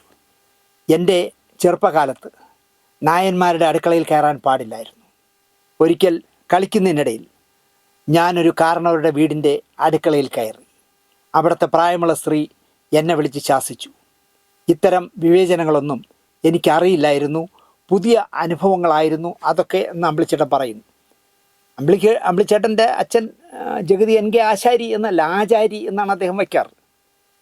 ഈ ആചാരി എന്ന് പറയുമ്പോൾ അല്ലെങ്കിൽ ആശാരി എന്ന് പറയുന്ന, മൂശാരി എന്ന് പറയുന്നവരൊക്കെ വിശ്വകർമ്മജ്ഞരാണ്. അതായത് എന്താ പറയുക, ബ്രഹ്മാവിൻ്റെ പുത്രന്മാരെന്നാണല്ലോ പറയാറ്. ഇവരെല്ലാം പൂണൂലുമൊക്കെ ഇടാറുണ്ട്. ഈ അമ്പിളിച്ചേട്ടൻ പറയുന്ന ഈ കളിച്ചുകൊണ്ടിരുന്നപ്പോൾ അടുക്കളയിൽ കയറിയപ്പോൾ സത്യത്തിൽ അവർ ജാതീയമായി ആയിരിക്കില്ല വഴക്ക് പറഞ്ഞത്. അവരുടെ കുട്ടികളുമായിട്ട് കളിച്ചുകൊണ്ടിരിക്കുന്നിടയിൽ മുറ്റത്തൊക്കെ ഓടി ചെളിയൊക്കെ ആയിട്ട് അടുക്കളയിൽ ഓടി ഒന്ന് കയറിയപ്പോൾ അവർ പറഞ്ഞു കാണും അടുക്കളയിൽ കയറുന്നത്. പക്ഷേ അമ്പിളിച്ചേട്ടൻ പറയുന്നത് അത് ജാതീയമായ ഒരു വിവേചനമായിരുന്നു എന്നാണ് പറയുന്നത്. അതുകൊണ്ടാണ് അദ്ദേഹം പറയുന്നത് അതൊരു പുതിയ അനുഭവമായിരുന്നു എന്ന് അദ്ദേഹം പറയുന്നു. മനുഷ്യനെ ഇങ്ങനെ വേർതിരിച്ച് കാണുന്നതിലെ താളപ്പിഴ ചെറുപ്പത്തിലേ എൻ്റെ മനസ്സിൽ തളം കെട്ടി നിന്നു. പിൽക്കാലത്ത് സ്വന്തം കാമുകിയും എന്നോട് അതേ ആറ്റിറ്റ്യൂഡ് എടുത്തു. അപ്പോൾ മുതലാണ് ഞാൻ ആശാൻ കവിതകളെ ഇഷ്ടപ്പെടാൻ തുടങ്ങിയത് എന്നാണ് അമ്പിളിച്ചേട്ടൻ പറയുന്നത്. മല്ലിക ചേച്ചിയും ജഗതി ചേട്ടനുമായിട്ട് 10 വർഷം ജീവിച്ചിട്ട് പിരിഞ്ഞത് ജാതീയമായ ചിന്തകളിലല്ല എന്ന് ഞാൻ അടിച്ചു പറയുന്നു. അല്ല, അത് അമ്പിളിച്ചേട്ടൻ വെറുതെ പറയുന്നതാണ്, ജയിക്കാൻ വേണ്ടി പറയുന്നതാണ്. ജാതീയമായ നിങ്ങൾ ആശാരി ഞാൻ നായർ എന്നുള്ളതല്ല, അതറിഞ്ഞുകൊണ്ടാണല്ലോ അവർ കല്യാണം കഴിച്ചത്. അതൊന്നുമല്ല. അവർ പിരിഞ്ഞത് സാമ്പത്തികത്തിൻ്റെ പ്രശ്നമാണെന്ന് ഞാൻ പറയും. കാരണം മല്ലിക ചേച്ചിക്ക് മോശമല്ലാതെ ഒരുപാട് അവസരങ്ങൾ കിട്ടുകയും അമ്പിളിച്ചേട്ടന് തുലവും കുറവായ വേഷങ്ങൾ കിട്ടുകയും അതിന് പ്രതിഫലം പോലും കിട്ടാതെ പോവുകയും അമ്പിളിച്ചേട്ടൻ ഒരു ആയുർവേദ മരുന്ന് കമ്പനിയുടെ, കോയമ്പത്തൂരിൽ ഉള്ള ഒരു ആയുർവേദ കമ്പനിയുടെ മരുന്ന് കമ്പനിയുടെ റെപ്രസെൻറ്റേറ്റീവ് ആവുകയും അങ്ങനെ ജീവിതത്തിൽ സാമ്പത്തികമായ ഒരു അസന്തുലിതാവസ്ഥ വരികയും അതിനിടയിൽ വിവാഹിതനാകാതെ ജീവിക്കുന്ന സുകുമാരനുമായി തുടർ സിനിമകളിൽ അഭിനയിക്കുമ്പോൾ മല്ലിക ചേച്ചി സുകുമാരേട്ടനുമായി മാനസികമായി അടുക്കുന്നത് ഈ സാമ്പത്തിക അന്തരം കൊണ്ട് തന്നെയാണ്. അങ്ങനെ വരുമ്പോഴാണ് എന്നാൽ നമുക്കൊന്നിച്ച് ജീവിക്കാമോ എന്ന് അവർ സംസാരിക്കുകയും അങ്ങനെ ഒന്നിച്ച് ജീവിക്കാൻ തുടങ്ങിയതെന്നാണ് എനിക്കറിയാവുന്ന അനുഭവ സാക്ഷ്യം. എന്തായാലും അദ്ദേഹം പറയുന്നത് ഞാൻ ആശാരിയും അവർ കൊട്ടാരത്തിലെ പണി ചെയ്തിരുന്ന ആചാര്യമാരാണ് ഞങ്ങളുടെ പൂർവികർ എന്നാണ് എൻ കെ ആചാരി പറയാറ്.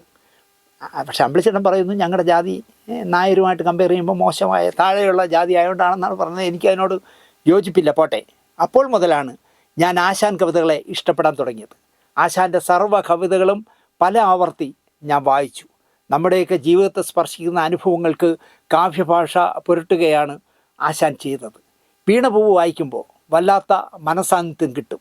ഒരിക്കലും ഒന്നും വലിയ അർത്ഥമൊന്നുമില്ല എന്ന് ഞാൻ പഠിച്ചത് ആശാൻ കവിതകളിൽ നിന്നാണ്. ഒരിക്കൽ നീ എത്രയോ ശോഭിച്ചിരുന്നു രാജ്ഞി കണക്കെ എന്നൊക്കെ എഴുതുക എന്ന് പറഞ്ഞാൽ, പക്ഷേ ഇന്ന് നിന്നെ നോക്കാൻ ആരുമില്ല. കാരണം താഴെ വീണ പൂവായി കഴിഞ്ഞാൽ ആരും നോക്കാൻ ഉണ്ടാവില്ല താഴെ വീണാൽ. ഇതാണ് ജീവിതത്തിൻ്റെയും ഗതി. അതുകൊണ്ട് ജീവിതത്തിൽ നടന്നതെല്ലാം ഒരു സ്വപ്നമായി കണ്ട് മറക്കുക. സമ്പത്തും സൗന്ദര്യവും ഒന്നും ശാശ്വതമല്ല. ഈ ചിന്തകളൊക്കെ എപ്പോഴും എനിക്കൊപ്പമുണ്ട്. ആശാൻ്റെ വരികൾക്കിടയിലെ മൗനവുമൊക്കെ എന്നെ നിരന്തരം സംസാരിപ്പിക്കുന്നുണ്ട്. സിനിമയിൽ വന്നപ്പോൾ പ്രൊഡ്യൂസറുടെ ഇല്ലായ്മയിൽ സഹകരിക്കാൻ എനിക്ക് കഴിയുന്നതും ലക്ഷറിയുടെ ഭാഗം ആകുന്നത് പോലെ നിൽക്കാൻ കഴിയുന്നതുമൊക്കെ ഇത്തരം ചിന്തകൾ കൂടെ ഉള്ളതുകൊണ്ടാണ്. ലോഡ്ജിൽ മുറി കിട്ടിയില്ല എങ്കിൽ എനിക്ക് വേദനയില്ല. അഭിനയിക്കാൻ ചെന്നിട്ട് വേഷമില്ല എന്ന് പറഞ്ഞാലും ഒരു വേദനയും തോന്നാതെ തിരിച്ചു പോരാൻ എനിക്കിന്ന് കഴിയും.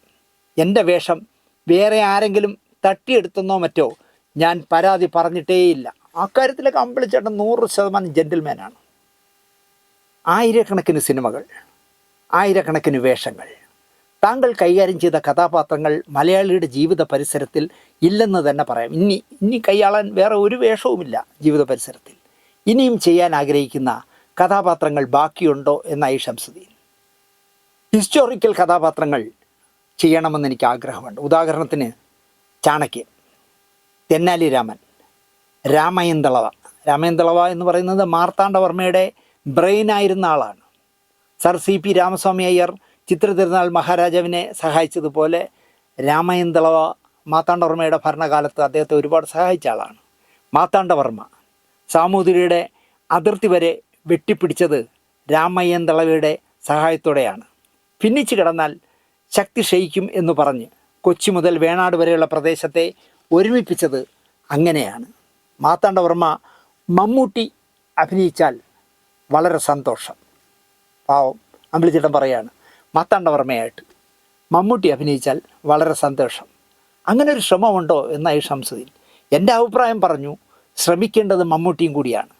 പഴശ്ശിരാജ ചെയ്ത നിലയ്ക്ക് മാർത്താണ്ഡവർമ്മയായി ചെയ്യുമോ എന്നെനിക്കറിയില്ല. പഴശ്ശിരാജയിൽ നിന്നും വ്യത്യസ്തനാണ് മാർത്താണ്ഡവർമ്മ. കുറച്ചുകൂടി വിഗറുള്ള ആളാണ്, ക്ഷത്രിയ ഈഗോ കൂടിയുള്ള ആളാണ് മാർത്താണ്ഡവർമ്മ.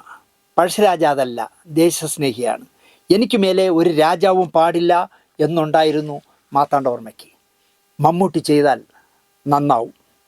മലയാളത്തിൽ എനിക്കിപ്പോഴും പെട്ടെന്ന് ഓർമ്മ വരുന്നതാണ്, മമ്മൂട്ടി ചെയ്താൽ മാർത്താണ്ഡവർമ്മ നന്നാവും എന്നാണല്ലോ അമ്പിളിച്ചേട്ടൻ പറയുന്നത്. മലയാളത്തിൽ ബോൺ ആർട്ടിസ്റ്റ് എന്ന് സധൈര്യം പറയാവുന്ന 5 പേരേ ഉള്ളൂ എന്ന് വേറൊരു അഭിമുഖത്തിൽ അമ്പിളിച്ചേട്ടൻ പറഞ്ഞത് വലിയ വിവാദമുണ്ടായി ആ കാലത്ത്. അദ്ദേഹം പറഞ്ഞു, മലയാള സിനിമയിൽ ജന്മനാ നടനായി പിറന്ന ബോൺ ആർട്ടിസ്റ്റുകളായ 5 പേരേ ഉള്ളൂ എന്ന് പറഞ്ഞു. അതാരൊക്കെ എന്ന് ചോദിച്ചപ്പോൾ അദ്ദേഹം പറഞ്ഞത് സത്യൻ, ഭരത് ഗോപി, നെടുമുടി വേണു, മോഹൻലാൽ, ജഗദീഷ് കുമാർ. വലിയ പ്രശ്നമുണ്ടായി, ഒരുപാട് വിമർശനങ്ങൾ അക്കാലത്ത് ജഗതിച്ചേട്ടൻ കേട്ടതാണ്. നമ്മൾ ബോൺ ആർട്ടിസ്റ്റ് അല്ലേ എന്ന് മമ്മൂട്ടി പറയുമായിരുന്നു ജഗതിയെ കാണുമ്പോൾ. പക്ഷേ ജഗതിച്ചേട്ടൻ കേട്ട ഭാവം കാണിക്കില്ലായിരുന്നു. അതുപോലെ രാജൻ പി ദേവ് എൻ്റെ മുമ്പ് വെച്ച് പറഞ്ഞു, അയ്യോ നമ്മൾ നാടകമൊക്കെ കളിച്ച് നടക്കുന്ന ആളാണേ, ബോൺ ആർട്ടിസ്റ്റൊന്നും അല്ല നമ്മൾ എന്ന് പറയും. അമ്പിളിച്ചേട്ടൻ നിന്ന് ചിരിച്ചോണ്ടിരിക്കും, അല്ലാതെ മറുപടി പറയില്ല. അദ്ദേഹം പറഞ്ഞ 5 പേരെയാണ് അദ്ദേഹം പറഞ്ഞു, മലയാള സിനിമ കണ്ട 5 ബോൺ ആർട്ടിസ്റ്റുകളേ ഉള്ളൂ, ജന്മനാ കലാകാരന്മാരായ 5 പേരേ ഉള്ളൂ എന്ന് അദ്ദേഹം പറഞ്ഞതിൽ മമ്മൂക്കയില്ല. പക്ഷേ മമ്മൂട്ടി മാർത്താണ്ഡവർമ്മ ചെയ്താൽ മനോഹരമാകും എന്നാണ് അദ്ദേഹം പറയുന്നത്. കുഞ്ചൻ നമ്പ്യാരെക്കുറിച്ചുള്ള സിനിമയിൽ താങ്കളെ പരിഗണിച്ചിരുന്നതായി കേട്ടിട്ടുണ്ട്. ശരിയാണ്, പക്ഷേ അത് എന്നെക്കൊണ്ട് സാധ്യമല്ല. ഒന്നാമത് അതിൻ്റെ പ്രായം. അദ്ദേഹം 13-ാം വയസ്സിൽ മിഴാവ് കൊട്ടാൻ ഇറങ്ങിയതാണ്. ഈ 13 മുതൽ 24 വയസ്സ് വരെ അദ്ദേഹത്തിൻ്റെ ജീവിതം അവതരിപ്പിക്കാൻ എനിക്ക് പറ്റില്ല. കാരണം എനിക്ക് അതിനേക്കാൾ ഇരട്ടി പ്രായമായി. മാത്രമല്ല 34 വയസ്സ് മുതൽ 40 വയസ്സ് ആകുമ്പോഴേക്കും അദ്ദേഹം തുള്ളൽ നിർത്തിയിട്ട് പരദേശിയെ പോലെ നടക്കുകയായിരുന്നു. രാജാവിനെയൊക്കെ സന്ദർശിച്ച് നിമിഷ കവിതകളും ഒക്കെയായാണ് പിന്നീട് അദ്ദേഹം ജീവിച്ചത്. ആരോഗ്യം ഏതാണ്ട് കുറഞ്ഞു വന്നപ്പോഴേക്കും അദ്ദേഹം വേദി വിട്ടു. അദ്ദേഹത്തിൻ്റെ യൗവനത്തിലാണ് വേദിയിൽ ആടിയിരുന്നത്. അതാണ് ഏറ്റവും പ്രാധാന്യം അർഹിക്കുന്ന കാലഘട്ടം. എൻ്റെ ഇപ്പോഴത്തെ പ്രായം അതിന് പറ്റിയതല്ല. തുള്ളൽ നിർത്തിയ നമ്പ്യാരെ ഞാൻ അവതരിപ്പിക്കാം എന്ന് ഞാൻ സംവിധായകനോട് പറഞ്ഞു. അതിനു മുൻപുള്ള കാലഘട്ടത്തിന് വേണ്ടി ഒരു യുവ നടനെ തിരഞ്ഞെടുക്കണം എന്ന് ഞാൻ പറഞ്ഞു. എന്നെ മേക്കപ്പ് ചെയ്ത് ചെറുപ്പമാക്കാം എന്ന് ധരിക്കുന്നത് പ്രായോഗികമല്ല. ഇവിടെ മറ്റുള്ളവരാണെങ്കിൽ നേരെ തിരിച്ചാണ്. അങ്ങനെയാണല്ലോ, എനിക്ക് പറ്റാത്ത വേഷമാണെന്ന് ഒരാളും പറയാറില്ല. ഒരു 30 വയസ്സുകാരൻ്റെ വേഷം ഉണ്ടെന്ന് പറഞ്ഞാൽ 70 വയസ്സുകാരനും പറയും ഞാൻ അത് ചെയ്യാതെ. പക്ഷെ അമ്പിളിച്ചേട്ടൻ നേരെ തിരിച്ചാണ് പറയുന്നത്. മലയാള സിനിമയിലെ അനിവാര്യമായ ഘടകമാണ് ജഗതി. ഇപ്പോൾ എത്ര മോശം പടമായാലും ജഗതി ഉണ്ടെങ്കിൽ കാണുക എന്നുണ്ട്. പക്ഷേ വേണ്ടത്ര അംഗീകാരം കിട്ടിയോ എന്നായി ഷംസുദ്ദീൻ. അതിനുവേണ്ടി ഞാൻ ശ്രമിച്ചിട്ടില്ല. എൻ്റെ ഇതുവരെയുള്ള ജീവിതാനുഭവത്തിൽ ഞാൻ മനസ്സിലാക്കിയത് അംഗീകാരത്തിന് വേണ്ടി ശ്രമിക്കുക എന്നതാണ് ഇപ്പോഴത്തെ രീതി. ഈ കാലഘട്ടത്തിലെ രീതി എനിക്ക് അംഗീകാരം വേണമെങ്കിൽ ഞാൻ ശ്രമിക്കണം. അതാണ് ഞാൻ പഠിച്ചത് എന്നാണ് അമ്പിളിച്ചേട്ടൻ പറയുന്നത്. വ്യക്തിപരമായ ബന്ധങ്ങളും രാഷ്ട്രീയ പിന്തുണയും ഉള്ളവർക്കേ അതൊക്കെ കിട്ടൂ എന്നുണ്ട്. ഒരുപാട് സിനിമ നിർമ്മിക്കുകയും സ്റ്റുഡിയോ ഉണ്ടാക്കുകയും ഒരുപാട് പേർക്ക് ജോലി കൊടുക്കുകയും അഭിനയിക്കുകയും സംവിധാനം ചെയ്യുകയും ചെയ്ത മധുസാറിന് കൊടുക്കാതെ ഇന്നലെ വന്ന ചെറുപ്പക്കാർക്ക് പത്മശ്രീ കൊടുക്കുന്നത് ഇതുകൊണ്ടാണ് എന്നാണ് അമ്പിളിച്ചേട്ടൻ പറയുന്നത്. 2013 അതായത് അമ്പിളിച്ചേട്ടൻ്റെ ഇൻ്റർവ്യൂ കഴിഞ്ഞ് 2 വർഷം കഴിഞ്ഞപ്പോൾ മധുസാറിന് പത്മശ്രീ കൊടുത്തു. വേറെ ആരാണെങ്കിലും ആ പത്മശ്രീ പോയി വാങ്ങില്ല. വിശാല ഹൃദയനായതുകൊണ്ടാണ് മധുസാർ പോയി വാങ്ങിയത്. ഒരുപാട് പേര് പറഞ്ഞു പോകരുതെന്ന്. കാരണം ഒരു പത്മവിഭൂഷണപ്പുറം താഴേക്കുള്ള ഒന്നും അർഹതപ്പെട്ട ആളല്ല മധുസാർ. പക്ഷേ മധുസാർ പറഞ്ഞേ അതൊന്നുമില്ല, അവർ തരാമെന്ന് പറയുന്നത് നമ്മൾ വാങ്ങും, നമ്മൾ ശുപാർശ ചെയ്ത് വാങ്ങുന്നതല്ലല്ലോ എന്ന് പറഞ്ഞ് സാറ് പോയി വാങ്ങി. 2013 1933 സെപ്റ്റംബർ 23-ാം തീയതിയാണ് ജനനം. 80-ാം വയസ്സിലാണ് പത്മശ്രീ മധുസാറിന് കിട്ടുന്നത്. ആലോചിച്ച് നോക്കിയേ, 1933 ജനിച്ച മധുസാറിന് 80 വയസ്സായപ്പോഴാണ് ഒരു പത്മശ്രീ വച്ച് നീട്ടിയത്. പത്മശ്രീയും പത്മഭൂഷണും പത്മവിഭൂഷണും ഒക്കെ ആരെല്ലാം അതിനു മുമ്പേ വാങ്ങിച്ചു എന്ന് ഈ പ്രോഗ്രാം കാണുന്നവർ ചിന്തിച്ചു നോക്കൂ. വളഞ്ഞ വഴിയിലൂടെ തന്നെയാണ്, അല്ലെങ്കിൽ ശുപാർശകളിലൂടെ തന്നെയാണ് അതിൽ പലരും വാങ്ങിയിട്ടുള്ളത് എന്നുള്ളത് സത്യവുമാണ്. ദാദാസാഹിബ് ഫാൽക്കെ അവാർഡ് നിങ്ങൾ ആലോചിച്ച് നോക്കിയേ. ദാദാസാഹിബ് ഫാൽക്കെ അവാർഡ് മലയാളത്തിൽ വാങ്ങാൻ യോഗ്യനായ ഒരാളേ ഉള്ളൂ. മലയാള സിനിമയിലെ സമഗ്ര സംഭാവനയ്ക്ക്. സ്റ്റുഡിയോ ഉടമയാണ്, സംവിധായകനാണ്, തിരക്കഥാകൃത്താണ്, നടനാണ്, എന്തല്ല എന്ന് ചോദിക്കാം മധുസാറിന്, ഇല്ലേ? നാഷണൽ അവാർഡ് വരെ സ്വന്തമായി നിർമ്മിച്ച സിനിമയ്ക്ക് വാങ്ങിയ ആളാണ്. പക്ഷേ ഒരു ദാദാസാഹിബ് അവാർഡ്, ഫാൽക്കെ അവാർഡ് സാറിന് കൊടുത്തിട്ടില്ല. ആ അവാർഡ് കിട്ടിയ അടൂർ ഗോപാലകൃഷ്ണൻ പോലും എന്നെക്കാൾ അർഹനായ ഒരാളുണ്ട് കേട്ടോ, നിങ്ങളത് ഒരു തവണത്തെ അവാർഡ് അദ്ദേഹത്തിന് കൊടുക്കണമെന്ന് ഈ നേരം വരെയും ശുപാർശ ചെയ്തിട്ടില്ല എന്നുള്ളതാണ് സത്യം. അതുപോലെ തന്നെ സേതുമാധവൻ എന്ന് പറഞ്ഞാൽ സേതു സാറിനെ പോലെ ഒരു ലെജൻഡിന് ഒരു പത്മശ്രീ അവാർഡ് പോലും, പത്മശ്രീ പുരസ്കാരം പോലും നൽകിയിട്ടില്ല. കാരണം സിനിമയിൽ എത്ര പ്രാഞ്ചിയേട്ടന്മാർ പത്മശ്രീയും പത്മഭൂഷണവും ഒക്കെ ഒപ്പിച്ചു എന്ന് നിങ്ങൾ ആലോചിച്ച് നോക്കൂ. ഞാൻ പറയുന്നില്ല. അന്തസ്സും അഭിമാനിയുമായതിനാൽ സേതു സാറ് അത് ഓർമ്മിപ്പിക്കാൻ പോലും പോയില്ല. പക്ഷേ അപ്പോഴും ഞാൻ ഒരു കാര്യം പറയാം, സേതുമാധവൻ സാറിന് ഒരു പത്മശ്രീയെങ്കിലും കൊടുക്കണമെന്ന് ജീവിതത്തിൻ്റെ അവസാന റീൽ ഓടിക്കൊണ്ടിരിക്കുമ്പോൾ സുരേഷ് ഗോപി രാജ്യസഭാ MP ആയിരുന്നപ്പോൾ അദ്ദേഹത്തെ ആദ്യമായി ഓടയിൽ നിന്ന് എന്ന് പറഞ്ഞ സിനിമയിൽ അഭിനയിപ്പിച്ച സേതുമാധവൻ സാറിന് ഒരു പത്മശ്രീയെങ്കിലും വാങ്ങിക്കൊടുക്കണമെന്ന് പറഞ്ഞിട്ട് സുരേഷ് ഗോപി ഒന്നും ചെയ്തില്ല. നമ്മളിപ്പോൾ എവിടെയോ ഗവർണറായിരിക്കുന്ന PS ശ്രീധരൻപിള്ള അദ്ദേഹത്തോടും പറഞ്ഞു, അദ്ദേഹവും പറഞ്ഞു അയ്യോ സേതുമാധവൻ അത് അർഹതപ്പെട്ട ആളാണ്, നമുക്ക് ചെയ്യാമെന്ന് പറഞ്ഞു. മരിക്കുന്നതുവരെയും കൊടുത്തില്ല എന്നുള്ളതാണ്. അതുകൊണ്ട് തന്നെ ഏവനൊക്കെ പത്മശ്രീ കിട്ടിയാലും ഏവനൊക്കെ പത്മവിഭൂഷൺ കിട്ടിയാലും പത്മവിഭൂഷൺ എന്നല്ല എന്ത് കിട്ടിയാലും ഭാരതരത്നം കൊടുത്താൽ പോലും ഞാനതിനെ ബഹുമാനിക്കില്ല. കാരണം മധുസാറിനെ പോലെ എന്താ പറയുക, സേതുമാധവൻ സാറിനെ പോലുള്ളവർക്ക് കൊടുക്കാത്ത പത്മശ്രീക്ക് വിലയില്ല എന്ന് വിശ്വസിക്കുന്ന ഒരാളാണ് ഞാൻ. സാഹേബ് ഫാൽക്കെ അവാർഡിനായി എത്ര പ്രാഞ്ചിയേട്ടന്മാർ ഇപ്പോൾ വർത്തമാനകാല മലയാള സിനിമയിൽ ആഗ്രഹിക്കുന്നു എന്ന് ചോദിച്ചാൽ അവർക്കെല്ലാം വിലങ്ങ് തടിയാവുന്നത് മധുസാറാണ്. കാരണം മധുസാറിന് കൊടുക്കാതെ ഇവർക്ക് വാങ്ങിക്കാൻ നോക്കില്ലല്ലോ. ഇവർക്ക് ഡൽഹിയിൽ നല്ല പിടുത്തമൊക്കെ ഉണ്ട്, പക്ഷേ പറഞ്ഞ് വാങ്ങിച്ചാൽ ആളുകൾ കൂവില്ലേ, എടാ മധുസാറിന് കൊടുക്കാത്ത ദാദാസാഹിബ് ഫാൽക്കെ അവാർഡ് നീ വാങ്ങിച്ചോ എന്ന് ചോദിക്കുന്നുള്ളതുകൊണ്ട് മധുസാറാണ് ശരിക്കും പറഞ്ഞാൽ പലരുടെയും വിലങ്ങ് തടി എന്ന് പറയാം.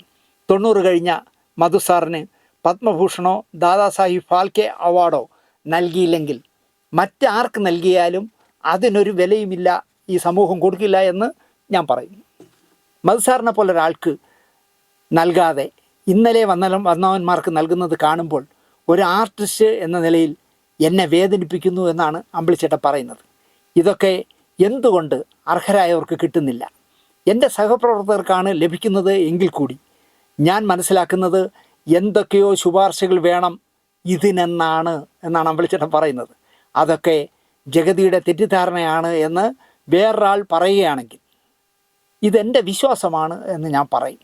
പുരസ്കാരങ്ങൾ ഇന്ന് വാങ്ങുകയാണ്, നേടുകയല്ല. നൽകപ്പെടുന്നതല്ല, പിടിച്ചു വാങ്ങപ്പെടുന്നതാണ്.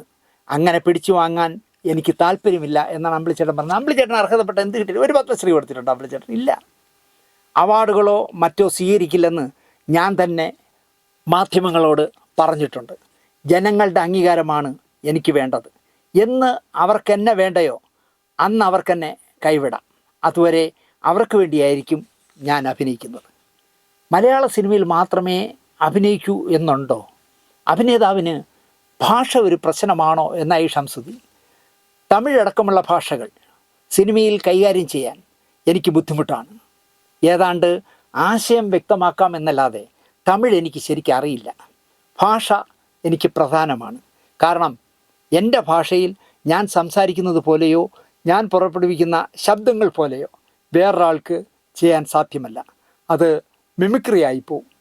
അപ്പോൾ അറിയാവുന്ന ഭാഷയിൽ ചെയ്യുക. മാത്രമല്ല മലയാളത്തിൽ പിടിപ്പത് പണിയുണ്ട്. പിന്നെ ഈ പറഞ്ഞ പോലെ അമിത ധനമോഹമൊന്നും എനിക്കില്ല. ധനമോഹം ഒട്ടുമില്ലാത്ത ഒരാളല്ല ഞാൻ വിളിച്ചേട്ടൻ. ഹിന്ദിയിൽ പോയാൽ 4 ഇരട്ടി പ്രതിഫലം കിട്ടും, തെലുങ്കിൽ പോയാൽ 5 മടങ്ങ് കിട്ടും എന്നൊക്കെയാണ് പറയുന്നത്. കോടികൾ വാങ്ങാം. എന്നാൽ കോടികൾ എണ്ണി വാങ്ങാൻ മാത്രമല്ല ഒരു കലാകാരൻ്റെ ചുമതല. ആദ്യം മലയാള ഭാഷയെ സമ്പന്നമാക്കട്ടെ. ഭാഷാ സ്വാധീനമില്ലാത്ത ഇടത്ത് ഞാൻ അഭിനയിക്കാൻ പോകാറില്ല. ഒരു കഥാപാത്രം പ്രേക്ഷക മനസ്സിൽ ആഴ്ന്ന് ഇറങ്ങണമെങ്കിൽ ആ പ്രദേശത്തെ ഭാഷയും സംസ്കാരവും അറിയുന്ന ആളായിരിക്കണം. ഭാഷയുടെ വിവിധ വഴക്കങ്ങൾ അറിയണം. മലയാളം തന്നെ പാലക്കാട് പോലെയല്ല തൃശ്ശൂർ, മധ്യ തിരുവിതാംകൂർ പോലെയല്ല കാസർഗോട്ടും ഒക്കെ വേറെ വേറെ രീതിയാണ്. മലയാള ഭാഷയിൽ തന്നെ ഇത്രയും ഉച്ചാരണ വ്യത്യാസങ്ങളുണ്ട്. തമിഴിനെ സംബന്ധിച്ച് കൊടുംതമിഴ്, ചെന്തമിഴ് എന്നിങ്ങനെ പലതരം ഭാഷകളുണ്ട്. അതിൽ തന്നെ ചേരി പ്രദേശത്ത് സംസാരിക്കുന്ന ഭാഷ വേറെയാണ്. സമ്പന്നർ സംസാരിക്കുന്നതും ബ്രാഹ്മണർ തുടങ്ങിയ മുന്നോക്ക സമുദായക്കാർ സംസാരിക്കുന്നതും വേറെ തമിഴാണ്. കഥാപാത്രങ്ങൾ വിവിധ തരത്തിൽ കൈയാളുമ്പോൾ അതിനനുസരിച്ച് ഭാഷ പ്രയോഗിക്കാൻ കഴിയണം. അതൊക്കെ എന്നിലൊരു പരാജയ ഭീതി സൃഷ്ടിക്കും. മലയാളത്തിൽ ഒരു നടൻ എന്ന നിലയിൽ തിളങ്ങുന്നത് പോലെ തമിഴിൽ തിളങ്ങാൻ സാധ്യതയില്ല. തുറന്നു പറയുകയാണ് അമ്പലച്ചേട്ടൻ.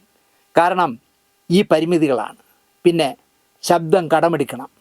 മലയാളിയായ ഞാൻ തമിഴിൽ സംസാരിക്കുന്നതും തമിഴൻ മലയാളം സംസാരിക്കുന്നതും വ്യത്യാസമുണ്ട്. കമൽഹാസൻ്റെ മലയാളം നമ്മൾ അത് അംഗീകരിച്ചു എന്നത് വേറെ കാര്യം. എന്നാൽ ഒരു തമിഴ് സിനിമയിൽ മലയാളിയുടെ വേഷം ചെയ്യാൻ ഞാൻ 100% തയ്യാറാണ്. അപ്പോൾ ഷംസുദ്ദീൻ ചോദിക്കുന്നു, മലയാള സിനിമയിലെ ഇപ്പോഴത്തെ പ്രധാന പ്രശ്നം എന്താണ്? ഇപ്പോൾ മലയാള സിനിമയിൽ പ്രതിഭാ ദാരിദ്ര്യമുണ്ട്. എന്തിനും എവിടെയും റെക്കമെൻഡേഷനും ശുപാർശയും. അതൊഴിവാക്കണം. അതൊക്കെ മാറി വരുന്നുണ്ട്. PT കുഞ്ഞുമുഹമ്മദ്, MP സുകുമാരൻ നായർ തുടങ്ങിയവരൊക്കെ ഈ രംഗത്ത് പ്രതീക്ഷ നൽകുന്നവരാണ്. ഇത്രയും വർഷം വ്യത്യസ്ത തലമുറയ്ക്കൊപ്പം മലയാള സിനിമയിൽ സജീവമായി നിന്ന താങ്കളുടെ ജീവിതവും അനുഭവവുമെല്ലാം പുതിയ തലമുറയ്ക്ക് പകർന്നു കൊടുക്കേണ്ട ചുമതല താങ്കൾക്കില്ലേ എന്നായി ഷംസുദ്ദീൻ. ഞാൻ ആത്മകഥ എഴുതുന്നുണ്ട്. ഒരാളെ വെച്ച് എഴുതിക്കാൻ എനിക്ക് താല്പര്യമില്ല. എൻ്റെ അഭിനയ സബരിയെക്കുറിച്ച് ചില സുഹൃത്തുക്കൾ ചെറുതായിട്ട് എഴുതിയിട്ടുണ്ട് എൻ്റെ മൗന സമ്മതത്തോടെ.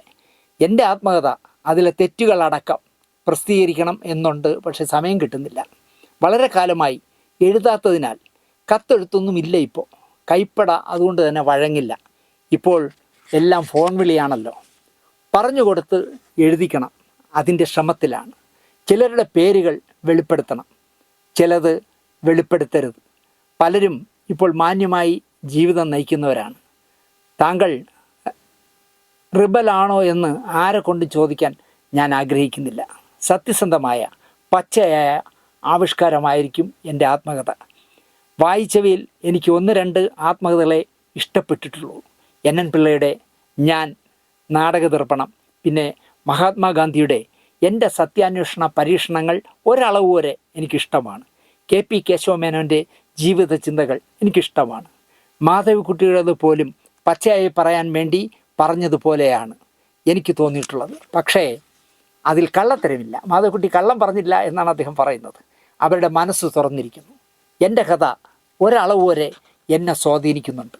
മറ്റുള്ളവർ വായിച്ച് വിഷമിക്കല്ലേ എന്നതാണ് എന്നെ ഇപ്പോൾ അലട്ടുന്നത്. അത് മാറിക്കിട്ടാൻ സമയമെടുക്കും. ഒരുപക്ഷെ 3-4 വർഷം കഴിയുമ്പോൾ ആ ചിന്തയും മാറുമായിരിക്കും. ചില വിവാദങ്ങളും താങ്കളെക്കുറിച്ച് ഉണ്ടായിട്ടുണ്ടല്ലോ എന്നായി ഷംസുദ്ദീൻ. ഞാനതൊന്നും ശ്രദ്ധിക്കാറേയില്ല. ആർക്കെന്ത് വേണമെങ്കിലും എന്നെ പറയാം. അതിലൊന്നും എനിക്ക് പരിഭവമില്ല. കാരണം എനിക്കൊരാളെക്കുറിച്ച് തുറന്ന അഭിപ്രായം പറയാനുണ്ടെങ്കിൽ അതേ ആൾക്ക് എന്നെക്കുറിച്ച് പറയാൻ അവകാശമില്ലേ എന്നാണ് അമ്പലച്ചേട്ടൻ ചോദിക്കുന്നത്. അത് കേൾക്കാൻ ഞാൻ ബാധ്യസ്ഥനാണ്. നല്ല കലാകാരൻ ഒരിക്കലും സങ്കുചിത മനസ്സുള്ളവനാകരുത്. എത്രയോ പാത്ര സ്വഭാവങ്ങളെ മനസ്സിൽ കയറ്റുന്ന അയാളുടെ മനസ്സ് ഒരു വിമാനത്താവളം പോലെ ഏത് വിമാനവും വന്നിറങ്ങി പോകാവുന്ന ഒന്നാകണം. തെറി പറഞ്ഞാലും മാധ്യമങ്ങൾ എന്തെഴുതിയാലും എനിക്ക് കുഴപ്പമില്ല.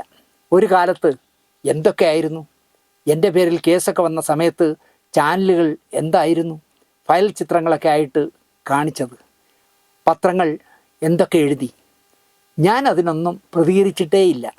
എനിക്കൊരു വസ്ത്രം നിഷേധിച്ചപ്പോൾ പോലും ഞാൻ പ്രതികരിച്ചിട്ടില്ല. പണ്ട് മുതലേ തിരുവിതാംകൂറിൽ ഭരണാധികാരികൾ കലാകാരന് കൊടുക്കുന്നതാണ് ഒരു മുണ്ട്. അത് കിട്ടാത്തതിന് പോലും ഞാൻ പ്രതികരിച്ചില്ല. അത്രയും അനുഭവം വേറൊരു ആർട്ടിസ്റ്റിനും ഉണ്ടായിട്ടില്ല. എല്ലാവരും ചെന്ന് വാങ്ങുന്നിടത്താണ് നമുക്ക് തരുന്നതും കൂടി നിഷേധിക്കപ്പെടുന്നത്. ആ തിക്തമായ അനുഭവം ഞാൻ മറന്നില്ലേ. കാര്യങ്ങൾ ലാഘവത്തോടെ കാണണം. അത് കലാകാരന് ആവശ്യമാണ്. വിവാദമായ അന്യസംസ്ഥാന ലോട്ടറിയുടെ പരസ്യത്തിൽ നിന്നും താങ്കൾ പിന്മാറിയത് വാർത്തയായിരുന്നു. പരസ്യങ്ങളിൽ അഭിനയിക്കുമ്പോൾ സ്വീകരിക്കുന്ന മാനദണ്ഡങ്ങൾ എന്താ എന്നായി ഷംസുദ്ദീൻ. ഒരിക്കൽ അഭിനയിച്ച പരസ്യത്തിൽ വീണ്ടും അഭിനയിക്കില്ല. ലോട്ടറിയുടെ കാര്യത്തിൽ സത്യം പിന്നെയാണ് അറിഞ്ഞത്. എൻ്റെ ധാരണ ലോട്ടറിയിൽ നിന്നും കിട്ടുന്ന കാശ് മുഴുവൻ നമ്മുടെ ഖജനാവിലേക്ക് വരുന്നു എന്നായിരുന്നു. എന്നാൽ പിന്നെയാണ് മനസ്സിലാകുന്നത് നമ്മുടെ ഖജനാവിലേക്കല്ല വരുന്നതെന്ന്. ഈ സർക്കാരിന് വേണ്ടി വോട്ട് ചെയ്ത ഞാൻ അത്തരം ലോട്ടറികൾക്ക് വേണ്ടി നിലകൊള്ളുന്നത് ശരിയല്ല.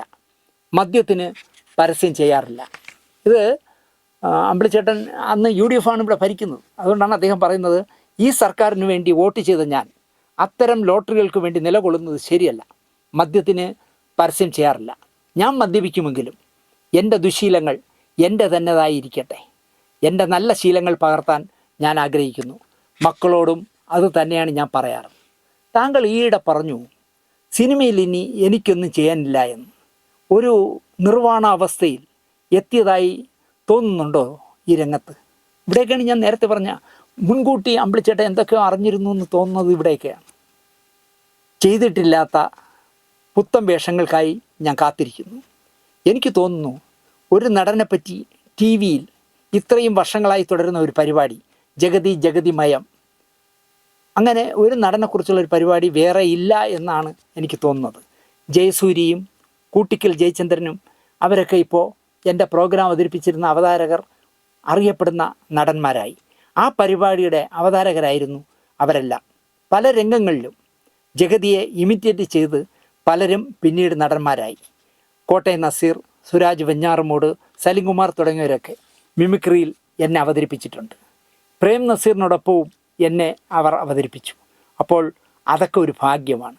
ഏത് കഥാപാത്രത്തെക്കുറിച്ചും പരിപാടിയുടെ ആങ്കർ പറഞ്ഞാൽ ആധാരമെഴുത്തുകാരനോ പോലീസുകാരനോ ആവട്ടെ, അത് ഞാൻ ചെയ്ത് കാണും. സമൂഹത്തിൻ്റെ വിവിധ തുറകളിലുള്ള വിവിധ മനുഷ്യരെ ഞാൻ ഇതിനകം അവതരിപ്പിച്ച് കാണും എന്നാണ് എൻ്റെ വിശ്വാസം. ഞാൻ അവതരിപ്പിക്കാത്ത ഒരു കഥാപാത്രം പോലുമില്ല.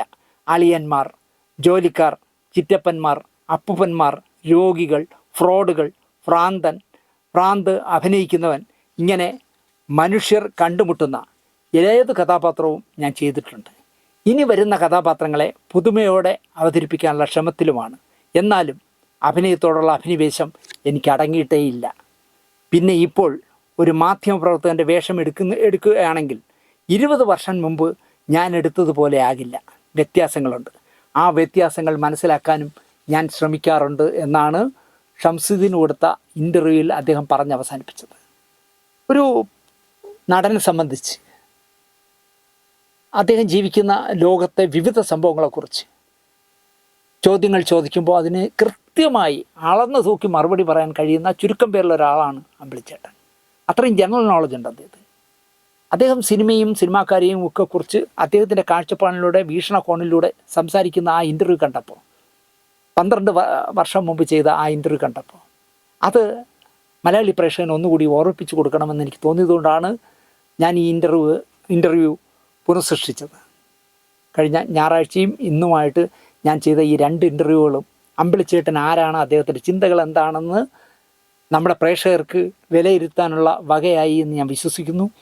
നിങ്ങൾക്ക് ഇഷ്ടപ്പെട്ടിരിക്കും, ഇഷ്ടപ്പെട്ട് കാണും എന്ന് വിശ്വസിച്ചുകൊണ്ട്, അമ്പിളിച്ചേട്ടന് എന്താ പറയുക, നമ്മുടെയൊക്കെ മനസ്സിലെ പ്രാർത്ഥന എന്ന് പറഞ്ഞാൽ അദ്ദേഹം വീണ്ടും അഭിനേതാവായി തിരിച്ച് മലയാള സിനിമയിൽ സജീവമാകണേ എന്ന് തന്നെയാണ്. അതിന് അദ്ദേഹം നല്ല ദൈവവിശ്വാസിയാണ്. അദ്ദേഹം അങ്ങനെയുള്ള ഒരു മനുഷ്യനെ ജീവിതത്തിലേക്ക് ഇനി തിരിച്ചു കൊണ്ടുവരുമോ എന്ന് എനിക്കറിയില്ല. ജീവിതത്തിലേക്ക് തിരിച്ചു കൊണ്ടുവരും, പക്ഷേ ക്യാമറയുടെ മുന്നിലേക്ക് തിരിച്ചു കൊണ്ടുവരുമോ എന്നുള്ള കാര്യത്തിൽ എനിക്ക് സന്ദേഹമുണ്ട്. കാരണം ബ്രെയിനിന് ഡാമേജ് വന്നാൽ റിക്കവർ ചെയ്യാൻ ബുദ്ധിമുട്ടായിരിക്കുമെന്നാണ് എൻ്റെ വിശ്വാസം.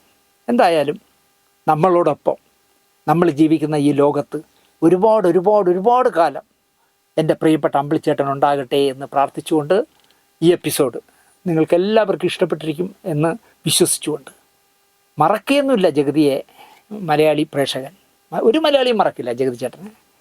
എങ്കിൽ പോലും അദ്ദേഹത്തെ വീണ്ടും ഒന്നുകൂടി നിങ്ങളെ ഓർമ്മിപ്പിക്കാൻ ഈ 2 എപ്പിസോഡ് കൊണ്ട് കഴിഞ്ഞു എന്ന് ഞാൻ വിശ്വസിക്കുന്നു.